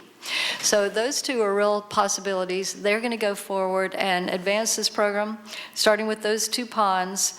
They're going to start with a few low-maintenance amenities, such as a walking trail, and we're going to need to put up the little bag dispensers and a couple of trash cans, but we want to put those close to the street so that people can easily deal with their trash. Poop bags? Yes, sir. Okay. And also, I understand. and also promote a carry-in and carry-out policy. We're going to have to really ask for public help with this. It's wonderful, and this is actually in the Blueprint 2000 and Beyond report that generated the sales tax. One of the big emphasis in the report itself was to begin to do this very thing, so it would be nice to try it out and see how it works. So there we are, and Commissioner Maddox was tied up in a dental or some sort of appointment, and he missed the meeting, so one of our primary directives was for staff to update him, and I hope they've done so that you can know, and I've told you everything you need to know anyway, so there you are. All right, the final, we had a policy issue, and so does anybody have any questions on that? Yeah, one. On the Blairstone one, I've been there, around it. It seems like parking may be an issue. Did y'all address that? Look, that's a question for Mr. Menendez. Well, I think you're going to have to probably address a parking issue on Blairstone. It's right near, is that FDLE? Yes, sir. Yeah. In the vicinity. It's near, complex there. in an apartment, Victoria Graham, but on that side where the pond is, the stormwater pond, I don't know if we have access to parking on that one. Yes, Mayor. Most of these sites will have parking issues associated with them, and we will be looking at how we can resolve that issue. We do not have that kind of detail at this point, but we will be looking at even private-public partnerships to see if we can resolve those issues. Okay, great. I think the stage we are asked is basically that they brought all these ideas in, and we kind of funneled it out by giving it a look from several angles. We missed the parking angle. Thank you for bringing that up. All right, the next discussion was about policy issues and further discussion. And Wayne Tedder, Director of Place, provided us with a list of target issue products, the priorities that were determined at the retreat. And as a result, I asked that water quality and water management topics continue to be on the list of LRTI. And I've emailed back and forth to staff about this too. But I need to bring it up here to you because it has not been my experience in the past that when we go from one year to the next with our target issue, I mean, I've had long range I was on it with Commissioner Mustin, and then I've had it for 2 years. And usually your existing list of work carries over to the next year. And this year I wasn't quite sure that was happening, especially in the area of water quality and water management. And as the mayor stated earlier, I mean, I am specifically interested in this topic. So I still want to be part of that discussion. And so I'm concerned that when these lists are generated, they may only include topics that we discussed at the retreat.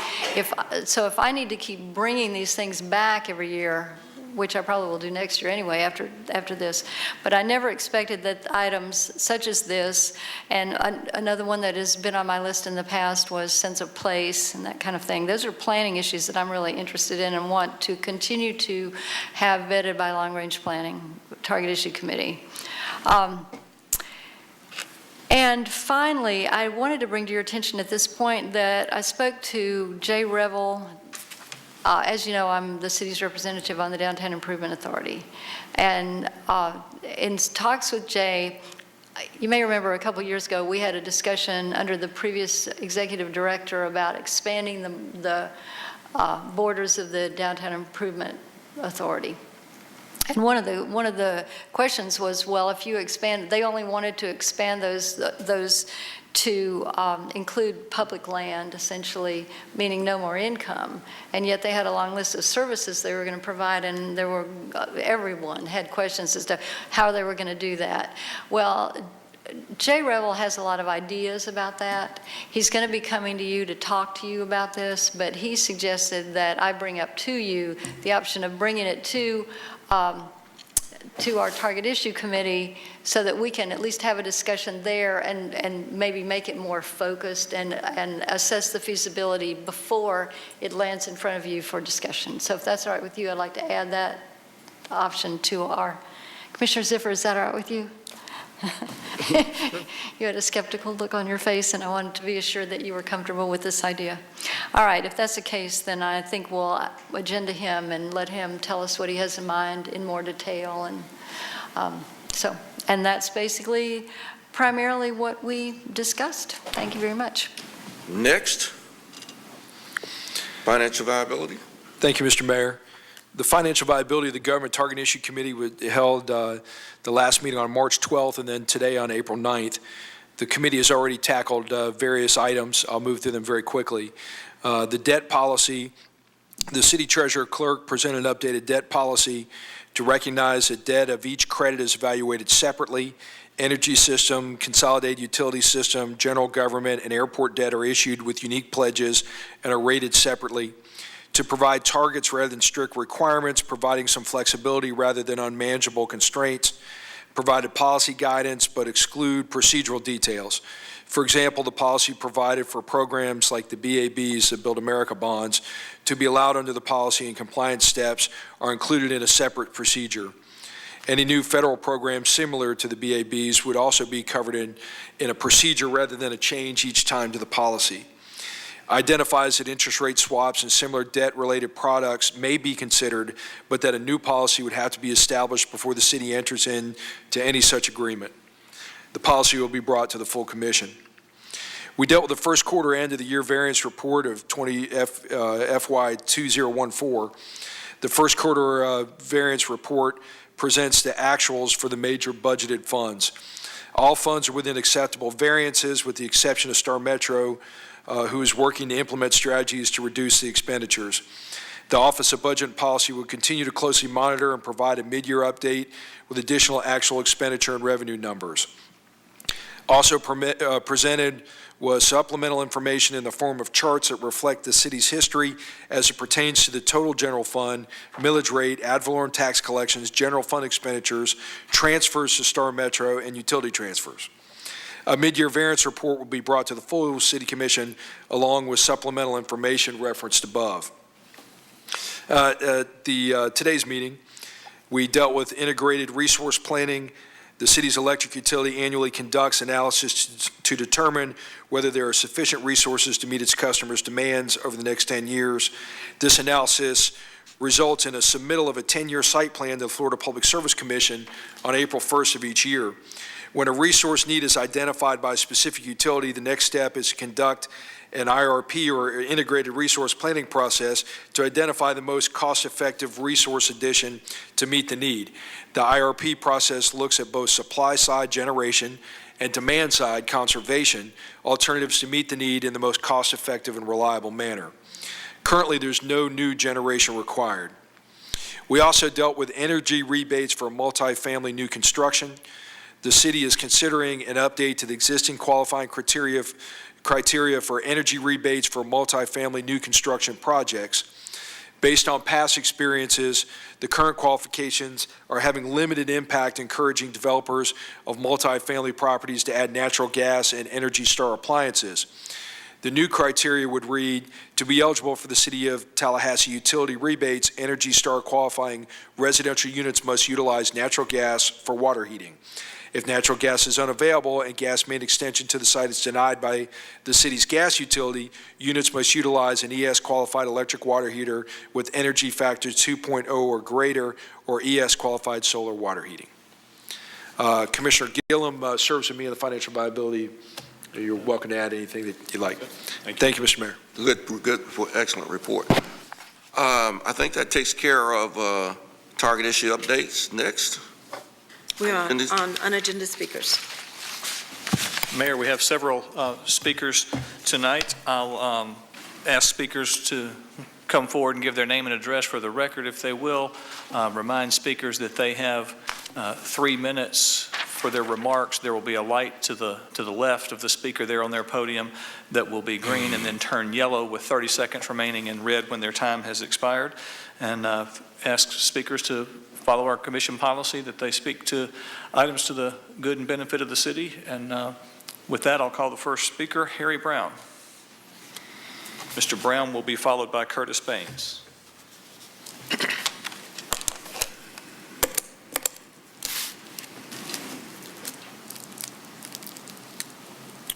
Hello? Hello? Hi. Okay. I'm Harry Brown. I reside at 5431 Crump Road, Tallahassee, Florida. Again, I come to you in the spirit of love and concern for the treatment of city employees and the behavior of this commission. I'm a retired Air Force veteran of 21 years. I find it appalling to have spent 21 years defending the freedoms of the likes of you, Maddox, Favors, and Marks. I first met you, Favors, in 1990 when the EEOC coordinator tried to bring bogus sexual harassment charges against me. I came to you asking for help. You stated, Harry, I would be upset if that had happened to my husband or my son, quote unquote. You came back to me a week later stating, Harry, I'm going to let you and Sharon work that out yourselves, quote unquote. You failed me then, and you have since failed me many times. Sharon is the same lady who lied on her employment application stating that she had a college degree. She was allowed to experience an illustrious 30-year career. She helped to destroy Cynthia McDaniel's life when she, Sharon, had her lie in an in-house kangaroo hearing saying that I had pursued her for sex. A few months later, her son was charged with murder of a young woman. During his court trial, my niece was a young lone minority on the jury who cried and pleaded with the judge to spare the young man's life. Moral lesson here is be careful how you entertain strangers. You may be entertaining angels afar. Favors, let's fast forward 11 years when you took $31,000 severance from me and $1,900 in a 2-week suspension with bogus charges of sexual harassment. I was told not to talk about it, not to appeal. Shame on you, Favors. No wonder you cried during your deposition when you knew you were trying to destroy a man who had served you outstandingly well. I find your behavior to be psychotic. Marks, on March 12th, I found your behavior disappointing and despotic. You have apologized, or have you apologized to Mr. Jackson for your disrespect and your childish tirade toward him? I hope Mr. Jackson consider Twittering, Facebooking, and YouTubing that video. It should be used as a training tool around the world. That is not the way a public official should behave. That is the way you expect a thug to behave. That is the way Favors behaved in the chambers the night she bolted from the dais in the presence of 200 people pointing her finger. Excuse me, your time has expired. I know it hasn't expired. I know it hasn't expired. Your time has 3 expired. minutes are not up, but you need to change your way and treat city employees. I'm sorry, your time has expired. Next speaker is Curtis Baines. Good evening, Mr. Mayor, Commissioners. Curtis Baines, 1323 East Tennessee Street. On April 21st, you will be sitting as part of the board of the intergovernmental agency and discussing some of the projects for the sales tax extension. And I urge you at that meeting to include a sewer project for the Oak Ridge, Lake Munson area. I listened with interest to the mayor's earlier proclamation recognizing Springs Protection Awareness Month. What I am suggesting, on April 21st, you'll have a chance to really put your money where your proclamations are by promoting a project in the urban service area that will help to eliminate a lot of the problems that we're encountering in the Primary Springs Protection Zone. What I'm suggesting requires a 20-year commitment to start eliminating about 3,000 septic tanks in the Primary Springs Protection Zone, and to provide advanced wastewater treatment of about 600,000 gallons per day. That's currently goes filtered through septic tanks. We can argue about who's to blame for permitting rural-based sewer disposal systems in urban areas, or who allowed urban development around rural-based septic systems, but that's really not going to get us to where we need to go in terms of setting a bold public policy with respect to wastewater treatment. What this requires is a concerted, joint effort between the county and the city, which is the utility provider for these services. And it's going to require a commitment to make a transformational investment in the most basic infrastructure that we depend upon in urban life. And if you are satisfied with using on-site disposal systems for the better part of the next century, then at the meeting on the 21st, you can vote to commit the taxpayers to beginning a venture capital program, or you can try to promote public subsidizing of private development. But what I ask you to do is to commit yourself to the Oak Ridge, Lake Munson sewer project, which will extend central sewer throughout the urban service area and inside the Primary Springs Protection Zone. That's all the way to Capitol Circle. Thank you. I'll be happy to answer any questions you might have. Thank you. Thank you, Curtis. Is Mayor here? Commissioner? That's you. Just you, Thank you, Commissioner. Mayor. Well, I had a couple questions. Commissioner Miller. Thank you. Is, Mr. Baines, is this area in the city? Part of it is that triangle between Crawfordville and Woodville highways. Most of it, 70% of the Oak Ridge area is inside is outside the city. It's But county. it's in the USA, you said, right? I'm sorry? It's in the urban services area? It's in the urban services It is in area. the everything Right. between here and Capitol Circle is inside the urban service area. Right. And this is the only area of the two areas that we talk about for central sewer that is in the Primary Springs Protection Zone and Yes, inside the urban right. service area. I did get that. Well, the other thing that I wanted to just ask your opinion on, our citizens, the city residents, are you a city resident? No. The city residents are all paying at this point for a brand-new sewage treatment plant that costs them several dollars a month, and they will be paying for that for quite a while. And is it your opinion that they should then pay to clean up the waste of people who live outside of the city? Well, if I'm not mistaken, your ratepayers pay for your utility services, for your electric and your sewer. Yes, sir. I'm a ratepayer, you know. But those are fund-based, this is fund-based accounting, so the sewer people pay for sewer, the electric people pay for electric, and you may be an electric ratepayer, but you're not paying for sewer that I know of.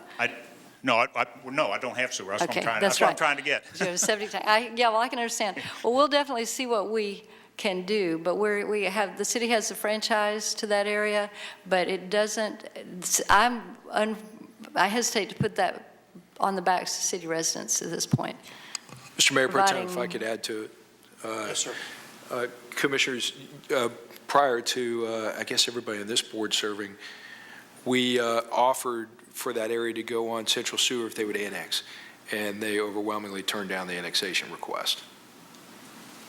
That was one of the main issues for annexation. So we attempted once before. Love to see it happen again. It really should be urban infill there. So maybe there's a possibility to come back and readdress that. Thank you. Yes, sir. Next speaker. Next speaker is Erwin Jackson, followed by Willie Roberts, and I believe those are the only two remaining speakers. Dr. Erwin Jackson, 1341 Jackson Bluff.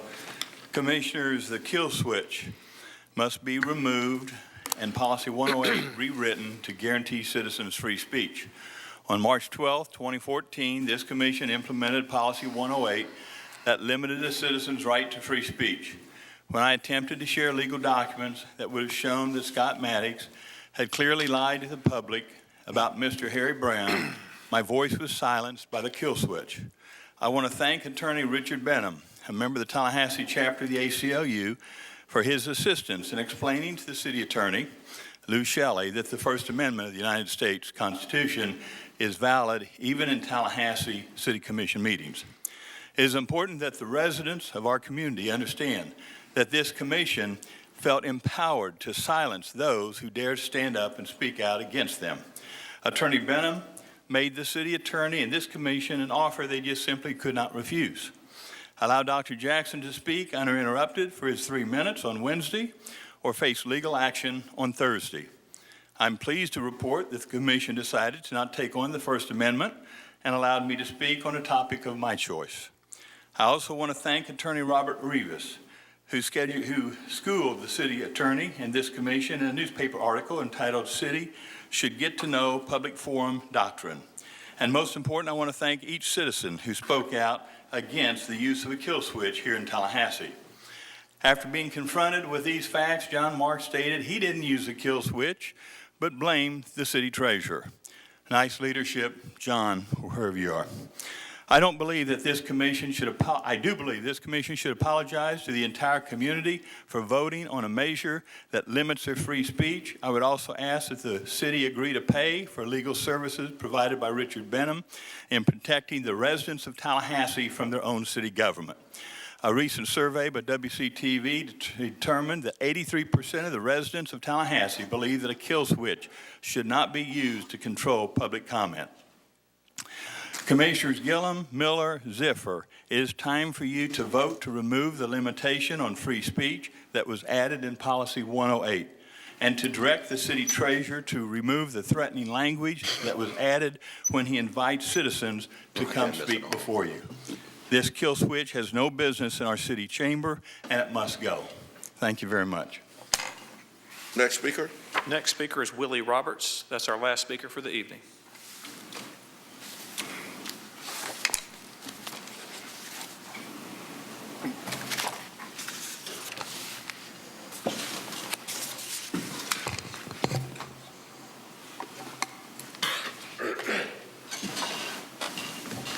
I'm Willie Roberts, 1600 Collins Street, Tallahassee, Florida. One final question.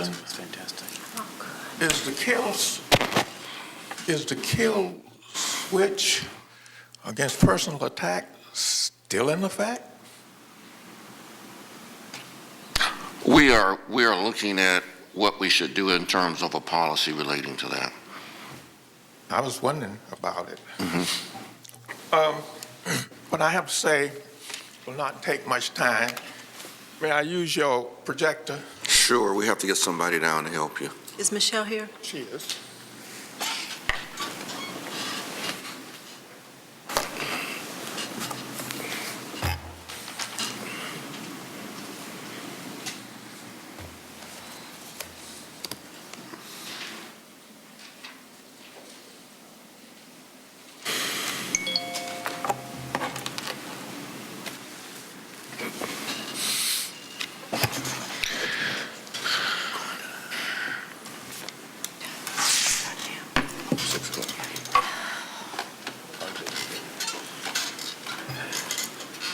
This should not take very long. It's pretty simple. I received a letter from Miss Sherry Ashland yesterday reminding me to pay the $47 fine, which was reduced from $500 and by the Enforcement Board on March 20th. This fine is a consequence of Ms. Angela DeSue false affidavit 21714. If I pay the fine, I'll be admitted to doing something wrong and saying that Ms. DeSue's affidavit is true. I have not done anything wrong. If the board is saying the $500 fine is justified based on Ms. DeSue's true affidavit, then I should be made to pay the $500 fine. However, if the board is not saying that, why am I being fined anything based on a false affidavit? If I pay the $47 fine, it will say Mr. Sue's affidavit is a true statement, but that out of the goodness of the heart of the board, it reduced my fine to by $453. If the board believes Mr. Sue, it should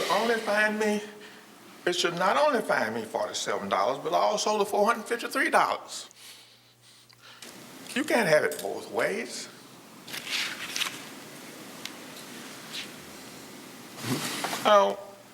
One additional comment is that if the city needs the $47, I'll give it to you, but not this way, because it's based on a false affidavit. That statement was signed saying that she did something that she didn't do. So why am I being fined? Excuse me, your time's expired. I wish somebody would respond to me. We'll have Mr. the Mayor, city attorney take a look at Well, this. let me just say this. Mr. Roberts has written several letters to code enforcement, and I've seen them. He's CC'd me on all of them, and I've asked Tom Coe to please sit down with him and work with him on this issue and see if there isn't something we can do to resolve it. Good enough. I have a call on that particular point. You have a call? I have the call asking me to meet on this issue. Good. And I'm not sure what it is, because it seems to me it's not going to resolve the issue. It's just want to see if I'm going to pay up. We don't. But one final thing, Mayor. I met with Ms. DeSue at the reconsideration hearing, and I asked her twice if she had come to my place to inspect it, and she refused to answer. Well, what we want you to do is to get with Mr. Coe and see if there is a resolution that is acceptable for everybody. That's what we would like to do. Okay? And Mr. Coe is here, and he will get in contact with you. He's right here now. Tom, will you come down and talk to Mr. Roberts? That's the last speaker, Mayor. So we're on sharing of ideas? Commissioners, anybody want to share something? Commissioner Ziffer. A couple of things. Sure. First of all, as Tom walks down, I want to thank you, Assistant City Manager Coe. Our city, with your efforts, in addition to a lot of other employees, looks so much better with a lot of those signs down and off our road systems that shouldn't have been there in the first place. You can drive down just about any road now, and they're gone. And I think that's probably a warning to anyone that's thinking about putting more out. Those will disappear too. So I want to thank you for your hard work. There were far too many, and we appreciate all that you've done in addition to other city staff and employees. Okay, so the next thing I have is something, I'm the board chair of the local American Lung Association board, and we have a couple of things coming up, and I just want to mention them. And the second one, please don't try to laugh, because there's a reason why I'm doing it a certain way. You're warning us. I am. Monday night at Madison Social, There have been a couple of other city-county duels. Commissioner Maddox, I think you were involved with one, and Commissioner Gillum, I believe you were. Commissioner Deloge and I are bartending, and all of the tips will go towards respective charities. In our case, we have both selected the American Lung for the recipient of our tips. And so Monday night from 5 to 7, if you could please come by, if you're a city employee, if you're someone that I know or I've worked with or wants to support me in any way, please come out and support me by giving your tips, because even though all of the funds are going to the American Lung Association, I'd still like to show that this city can drink more than anybody else. Something like that, Mayor. I didn't say that. The second part is on May 31st, and it's for the American Lung Association as well. There'll be the first walk in Cascades Park, and we know there are a lot of walks in this community, but this will be the first one on a large scale in Cascades Park. I'm encouraging city employees, because once again, Commissioner Deloge and I have challenged each other, to go online. If you just Google Tallahassee Lung Walk, it will come up and you can register. This year there are different prizes, and one of the prizes is the best dressed team or most interesting dressed team. And so if you go there and you find the team and it's called Ziffer's Zombie Walkers, and that you can probably tell by what that is how I want you to dress, please sign up, raise some money. Particularly women, because I will tell you, and all sorts of new studies are finding it, young women, non-smokers, are highly susceptible to secondhand smoke more than men are. And we're still trying to determine why. The Lung Association raises money to help fight lung disease, to help people that have breathing disorders. I will tell you, my wife has asthma, and the line used is, if you can't breathe, nothing else matters. And I will tell you, if you can't breathe, nothing else matters.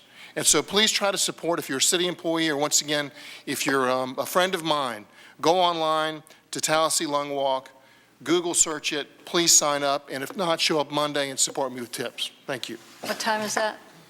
5 to 7 on Monday. 5 to 7. Commissioner Gillum, let's go right down the line. Sure, just real quickly. We are in the month of April, and it's also known as Sexual Violence Awareness and Prevention Month. And you'll notice in City Hall that there are a couple of boxes. I believe we've got one on the first floor in the mezzanine. Is that what you call that? First floor lobby area, where we're collecting dolls, children's dolls, asking folks to bring those in.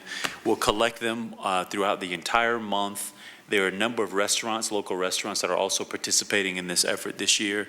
If you could, please, please, please go and drop a doll off. At the end of the month, they will be delivered to the children victims of sexual abuse, sexual violence. It is an issue that impacts many, many, many of our communities. 93% of sexual assault cases go unprosecuted in the country. And that means lots of voiceless, nameless victims all throughout our community, and I would imagine some right here in our own in our own community. So hope you'll join me by bringing a doll. Again, we're collecting for the entire month in the City Hall lobby and a number of participating locations around the city. Commissioner Maddox. Thank you, Mr. Mayor. Commissioner Gillum, that is a great organization, a great charity. I've had the pleasure of meeting the young lady that's doing it. It's fantastic. I just wanted to note with sadness that once again we've seen another school-related violence event in Murraysville, Pennsylvania, where a 16-year-old stabbed multiple students at Franklin Regional High School. And I want to commend our school district and our safety and security office of our school district, along with the Tallahassee Police Department and the Leon County Sheriff's Office with their resource officers for ensuring our children's safety here in Tallahassee. Commissioner? Yes, sir. Miller. I had two things that I wanted to share with you. First of all, I think all of you noted that the county had a reception for our new FAMU president, Dr. Mangum. And I was wondering if you would, the manager and I were discussing this, and we would like to do something similar but different for her. And if you don't mind, I'd like to continue to work with the manager and possibly with the Oasis Center and the status of, on the Commission on the Status of Women and Girls, to see if we can't do something special to have an opportunity to meet her and have her meet several of the leaders in our community. I would just, for your and the manager's advice, I've spoken to a number of local trustees from Florida A&M who are also trying to piece together a larger community event from the business, social service sector, leadership sector, a community-wide reception for her. So. Good. So if we could discuss, I'm asking the manager. Sure. I think it's a great idea, a wonderful idea. I think we should do that. Good.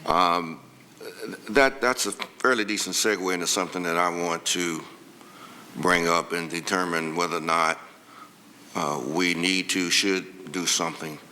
I think we all are aware that there was an amendment to legislation by Senator Thrasher to fund a review of the possibility of an engineering school at Florida State University.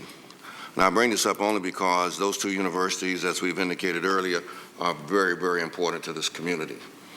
And I don't know if, as a result of what's happening now, I think it's clear there has been some concern between the two universities, very high concern between the two universities. Over the last 3 or 4 years, we've had significant, what I would consider to be significant harmony between all three of our institutions of higher learning. I'm just concerned that this latest matter may somehow, well, I can say that has somehow disturbed that harmony between those institutions of higher learning, especially Florida A&M and Florida State University. And I am concerned that collaterally, the citizens of this community may be impacted by that divide that I believe is there. And I believe that at some point in time, if there's something that we can do or should do, we ought to give it some consideration, because this is a significant issue. It's going to cause some significant discussion, and the harmony between our institutions of higher learning is very, very, very important. And now my perception is that that has been disturbed.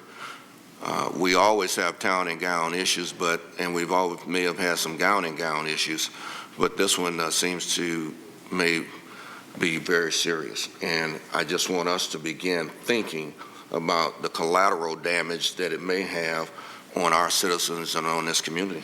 Yeah, and if I could add, Mr. Mayor, something that, in the grand scheme, it's certainly something that isn't significant, but immediately behind City Hall, the Challenger Learning Center is part of the School of Engineering. Mm-hmm. And some of those employees over there are through Florida A&M and some are through Florida State. And it's very confusing, and quite frankly, if the two schools are divided, I'm not sure where the Challenger Learning Center ends up because of similar reasons. And so I think it's even more important for us to get some kind of clarification as soon as we can. And I'm not necessarily saying take a position, but clearly this does impact us in a significant way. Well, I'm not suggesting that we take a position. What I'm suggesting that you be aware of what's happening in case we feel it necessary for us to at least address it in some fashion, so it will have the least impact on our citizens, and least impact on our citizens, because they are economic engines in this community, and we do need both of them. And we have to be aware that this is cause some serious issues, and we can't hide from it. Commissioner Gillum. Yeah, I've personally certainly made my feelings known about this. I called David Coburn as soon as we learned of it, who's been serving as Chief of Staff both to Dr. Barron and to Interim President Garnett Stokes. And really it was to express that, one, FAMU, Florida State, and I should throw into this conversation, Dr. Murdo at TCC have done an extraordinary job. Yes. Since all three of them have been seated in trying to create greater harmony and communication, not only between their three institutions, but also toward the benefit of the greater city of Tallahassee, Leon Absolutely. County area. I remember serving on FAMU's first Board of Trustees. When that system first came into place, I was the first student to serve on that system.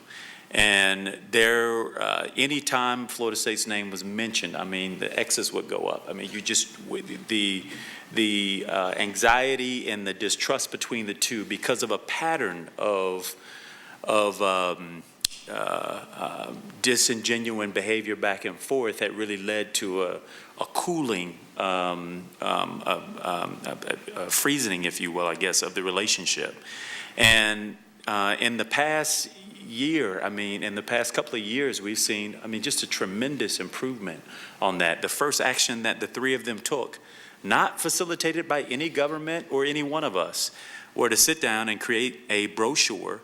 As simple as it sounds now, you would think it would have been done years ago, but the brochure basically said between FAMU, Florida State, and TCC, to the business community, both in this community and outside of it, whatever your needs are, we can fill it. We'll train the workforce for your business. This was a united statement that came from the three of them vis-a-vis the EDC and the Chamber of Commerce that was pushed out to the external community.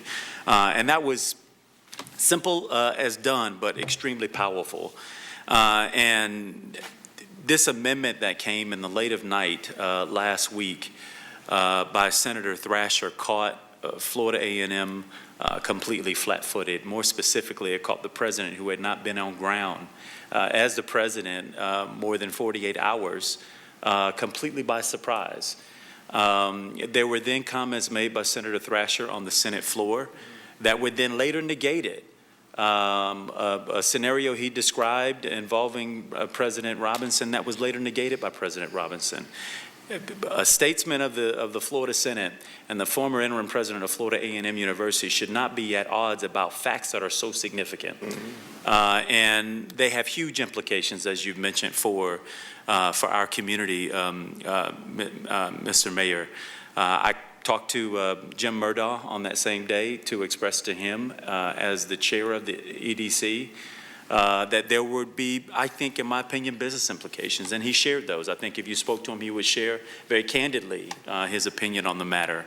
I talked to Sue Dick on the same day about the same set of issues, and she called Ed Murray to bring him into the fold. And I think all of us are getting the sense that the fallout from an action like this, and this is not to determine whether there's merit or dismerit to what happens with the School of Engineering. I think there are probably people who know the details maybe better than we do, who should sit down and discuss this in ways that partners discuss things.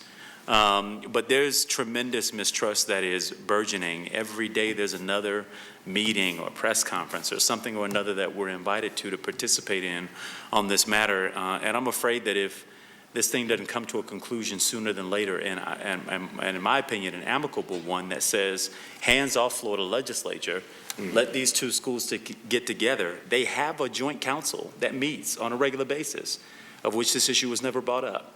But to allow them the opportunity, the space to think through it, to make some recommendations and to draw some conclusion that makes sense and doesn't throw the last several years of harmony between these three institutions completely out the window. That's of huge importance, I think, to the entire community. I hope that President Stokes understands the ramifications. I am certain Dr. Mangum is getting more than her share of input and advice and trying to understand the implications. But we can't be complete bystanders and watch this thing decay to a point, because Florida State is our #1 project on the reauthorization of Blueprint 2000. We've got other projects that are in the pipeline that we need the entire community's support in order to push this forward. Certainly a substantial amount of the community. And it's issues like this that I think can throw a lot of things off of kilter.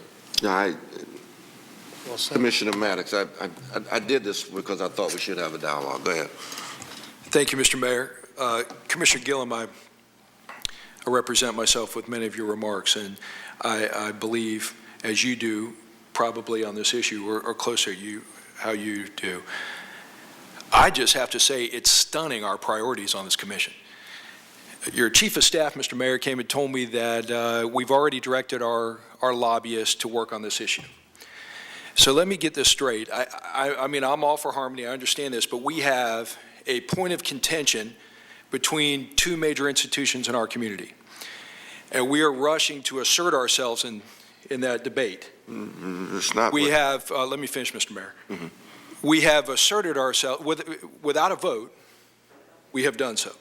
We have asserted ourselves in a conflict between a Harvey's grocery store, a Winn-Dixie grocery store, and a landlord, without a vote. A city letter from the city of Tallahassee, from the city manager went out without a vote on this commission. Yet tonight, I bring up that there's 130 jobs lost out of Tallahassee, people who are told they have to move to Jacksonville or lose their jobs, have to uproot with kids in school and everything else, and you say, we need to vet this through the Economic Development Target Issue Committee. We can't work on that real fast. But by golly, we ought to get right in between two major customers and duke it out with them. I think our priorities are out of whack as a commission, and I don't have an issue with either one of those two issues, either the grocery store issue or this issue. But what our job ought to be about is looking out for the entire community, and I think we've advocated that and have not done a good job of putting ourselves in the forefront. And the issues that we often do put ourselves in the forefront aren't nearly as impactful as the ones that we allow just to go right through the screen. Thank you, Mr. Mayor. Commissioner Miller. Thank you, Mr. Mayor. You know, I feel in this discussion like I'm listening to a story where my best friends are married and they're talking about getting a divorce, and I enter in to try to mediate and immediately begin being shot at by both sides. And that's sort of what I fear here. I really have a great deal. We have 2 new leadership positions that have just been filled at both of these universities. It is truly frightening that this is all occurring now that we have brand new leadership, and that certainly isn't the way that I'd want to welcome either one of them to their new jobs. But I do have confidence that both of these universities can work this out without us getting in the middle of it and trying to exert our opinions. And so unless you all have some concrete suggestions as to how that would occur or what you see our role as, because at this point, just advocating on the behalf of the impact on the city, I'm not quite sure even how the engineering school, that's the engineering school only. That's not the 2 universities themselves that are blowing up and splitting apart, if that even occurs. I also want to just lay out there that Senator Thrasher has been suggested as as potentially the new president to FSU. If we enter into this conversation and begin asking our lobbyists, which I wasn't aware that we could that any one of us could change our lobby priorities without asking the rest of us. But let me correct something. No, wait, let me finish. But you misunderstand, you mischaracterize it. I don't want to talk about whether or not we can change our priorities. What I want to talk about is the appropriateness, given the entirety of our responsibilities in taking care of the citizens of this community, whether this is the high priority battle that we need to be taking on at this time, and even if we would be helpful. I don't know yet. You all haven't convinced me. I have to say that we could be helpful here. If I thought we could, I'd be more encouraging. But I don't. I just see us as a third party coming into the middle of a fight that is up in the air at best, described as, and the dust needs to settle. I mean, a third party interjected the situation into an emergency situation, and that came from the legislature. And then now we have this situation that there are already enough people in this picture I'm not interested in, unless I hear better suggestions as to how we'd go about it and what our goals are. I'm not interested in making our lobbyists defer away from the things that we have assigned them to try to accomplish onto solving this problem. Drew, man, nobody has interjected the city of Tallahassee into this controversy. I didn't even suggest that. That has not happened. Thank you. And to even imply that that has happened is very disingenuous. The only thing I said is that these 2 institutions are very important to us. And we need to take a look at how this RIF, if you will impact our citizens. We need to be aware of that. We don't need to stand back, sit back, and wait for things to happen. We need to, amongst us, I have not under any circumstances said we need to interject into this controversy. No. But we must be cognizant and recognize that there could be an impact on our citizens. I like to know the potential of that impact. What will that impact be? That's all I'm saying. And as far as our lobbyists is concerned, they are just aware of it. I don't think we rejected, suggest they get involved in the controversy, but be aware of it to determine how it might impact our citizens, how it might impact our legislation. I don't know. We're not doing that, Commissioner. That also, and I also would like to know exactly what our lobbyists, are they following this? Is that, and updating us? Is this part of our updates? I mean, what is? We'll give you an update when it happens. Lobbyists? We just ask them to be aware of a number of issues that are not necessarily on our priorities, if and in fact, we believe it might impact the city of Tallahassee. They'll be aware of it. They can't just go over there and say, we're going to focus on these, but there may be legislation that's introduced that has an impact on the city of Tallahassee. I don't want them to ignore that. That's all they're doing. So don't get confused with telling them to do something specific and telling them, be aware that this is happening and let us know what's going on.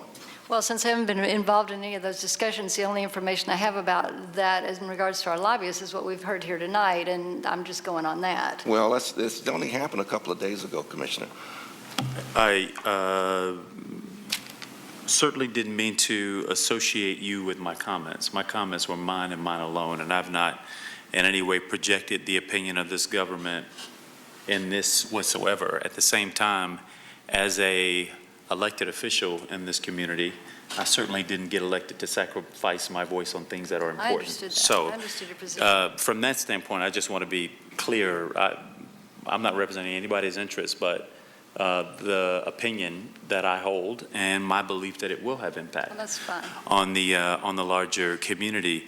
I did want to speak to I think the false equivalency that caring about this means you don't care about other matters of economic importance, because that certainly isn't the case at all. In fact, we deal with a lot of complex issues every single day that any number of us weigh in on or follow or track, that we may not ever get the opportunity from this dais to sort of go into detail on our actions around. But the passion that Commissioner Maddox has around the 120 jobs that are leaving this community, I think impact us all. And I don't think any of us think less of importance about that. Just as the Harvey's decision that may help make that part of South City a food desert impacts all of us. Just as this decision being contemplated at the legislature impacts all of us. And, we kind of have to figure out how we, in fact, I think we all know how to, but how we walk, chew gum, bounce a ball, sign a letter, and all those other things all at one time. This, the job doesn't allow us to focus single-handedly in one single area on one single issue. And so I wish he was here that I could communicate it directly. But, the truth is what he's pointed out is as important as anything that we probably have discussed up here. It impacts our community. I think we got to take action on it that's within our power. I will submit that the best action we can take around this lease situation is to think about the one that comes after this. My fear is that the one on this one probably is gone, just as the Harveys has made its decision and is gone. So, in many ways, I think we've got to bear down as best we can on what comes next. And I don't think we give up and walk away on this one. But if, as Sue Dick has said, this is a business decision that's been made, like the Harvey situation, and maybe even like the engineering situation, we're behind the 8 ball with maybe not a whole bunch to do to change the outcome on that. And so we all have to elevate our level of strategery, if we will, on issues like this to make sure that we're out in front of it and not behind it. Commissioner Miller, I apologize if I got a little bit, but I just want to, I really do apologize because I don't intend to do that. But I just want you to know, I will never interject this commission into something this significant without it being vetted. Thank you. I will not do that, ever. I will take the circumstances to ask our lobbyists to monitor and report back to us if there is an issue there. So please forgive me for getting a little bit, I just wouldn't do that. Well, that's fine. I would like to know the impact, and I would like, but I would say in a summary, more specificity, more of what we do think the various outcomes, impacts would be. Yeah, that's what I want. My analogy still stands. I mean, listening to the conversation, I still feel that you are asking us to step into the marriage and try to mediate, and that Oh, no, wasn't never. looking I at would never mediate between successfully. those. That gave me angst. That would be the last thing I would want to do, mediate between those two institutions of higher learning. Any kind of, absolutely not. Let's make that clear. No, no, no. No. I got another thing. I think we're doing what Commissioner Maddox wanted us to do, by the way, with regards to the 120 jobs. We're going to look at it. That's what he wanted us to do, and I think that's what we decided to do, if I'm not mistaken. So anyway, let's get beyond. I have a couple of hopefully good things. Okay. I just received a letter. I don't know if you all received it from the Department of Urban Housing and Urban Development. We did get our CDBG funding. We got funding for a community development block grant. We got several pieces here. For the community development block grant, we got $1,761,861, which is great. I don't know what it was last time. Do you know? No, I don't know the amount. Okay. And for home investment partnership, we got $756,500. And for emergency solutions grants, we got $145,911. Unfortunately, we did not get any funds for housing opportunities for persons with AIDS. We got zero on that, unfortunately. But we did get some substantial funding from CDBG, which we could certainly use.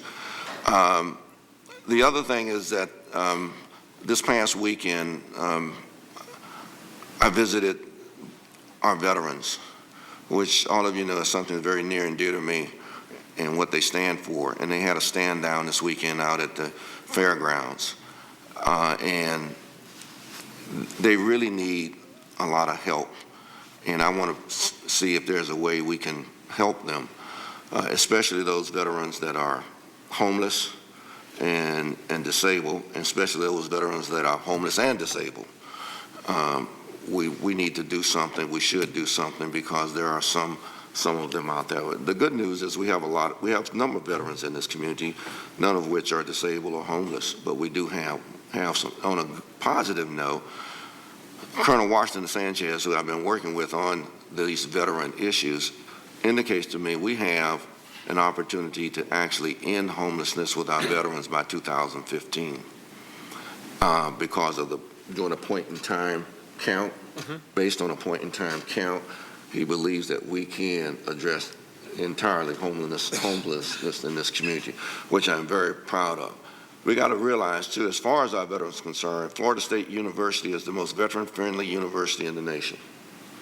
They have programs specifically designed for our veterans. We are a Purple Heart.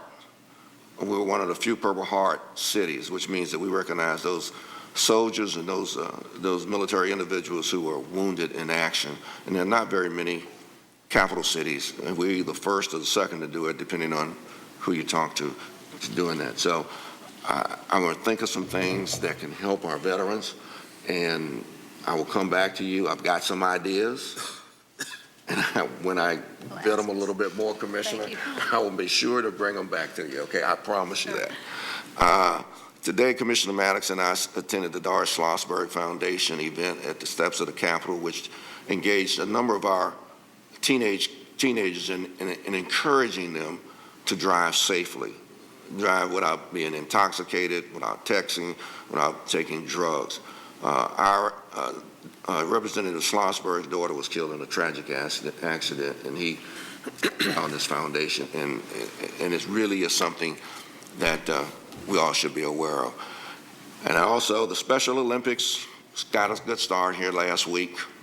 It was a very good, and that is a very moving experience too. I was there with several of the individuals, the law enforcement and others who really get involved in the Special Olympics, and they're going to have the Special Olympics in I think it's Orlando, in sometime in May, and those kids are just really something special. When you go to those things, really something special. And that's what I have. Go ahead, Commissioner. Just very quickly, Mr. Mayor, because you just said something that clearly, I think, and Commissioner Maddox isn't here to say it, but I would think he probably would. Your years in service on this commission, virtually, if not every meeting, but every other meeting, there is some discussion of the homeless, and for many, many years, you have made that a priority of yours. And as we move through, and it will be your final 6 months, whatever you have, and any ideas you have to help vets get out of homelessness or any other, please bring this to the commission as soon as possible, because I think all of us would want to look at those. And so, it has been a commitment of yours, and so if we can further that cause over the last 6 months, let's do that. If you would want, I was going to wait until I really got some more data, but there's one thing that we can do. It's very easy. Huh? Wait until you get some data. Wait till I get some data. We got a meeting in 2 weeks. Yeah. She said, wait till I get some data. Good advice. She knows about it. And I have one more thing that I wanted to share, and this is a very upbeat, happy thing. Good. Yes, to end our meeting on.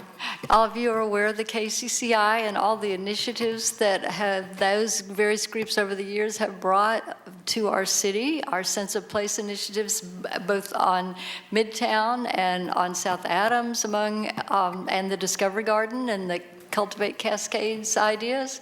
And we have a brand new director for KCCI now. Lori Hartsfield had resigned from that job, you may have known.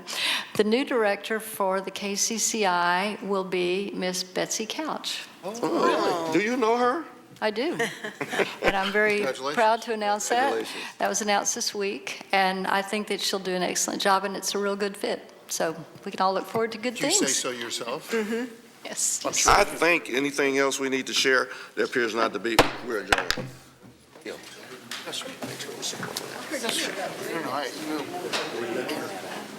Things like that.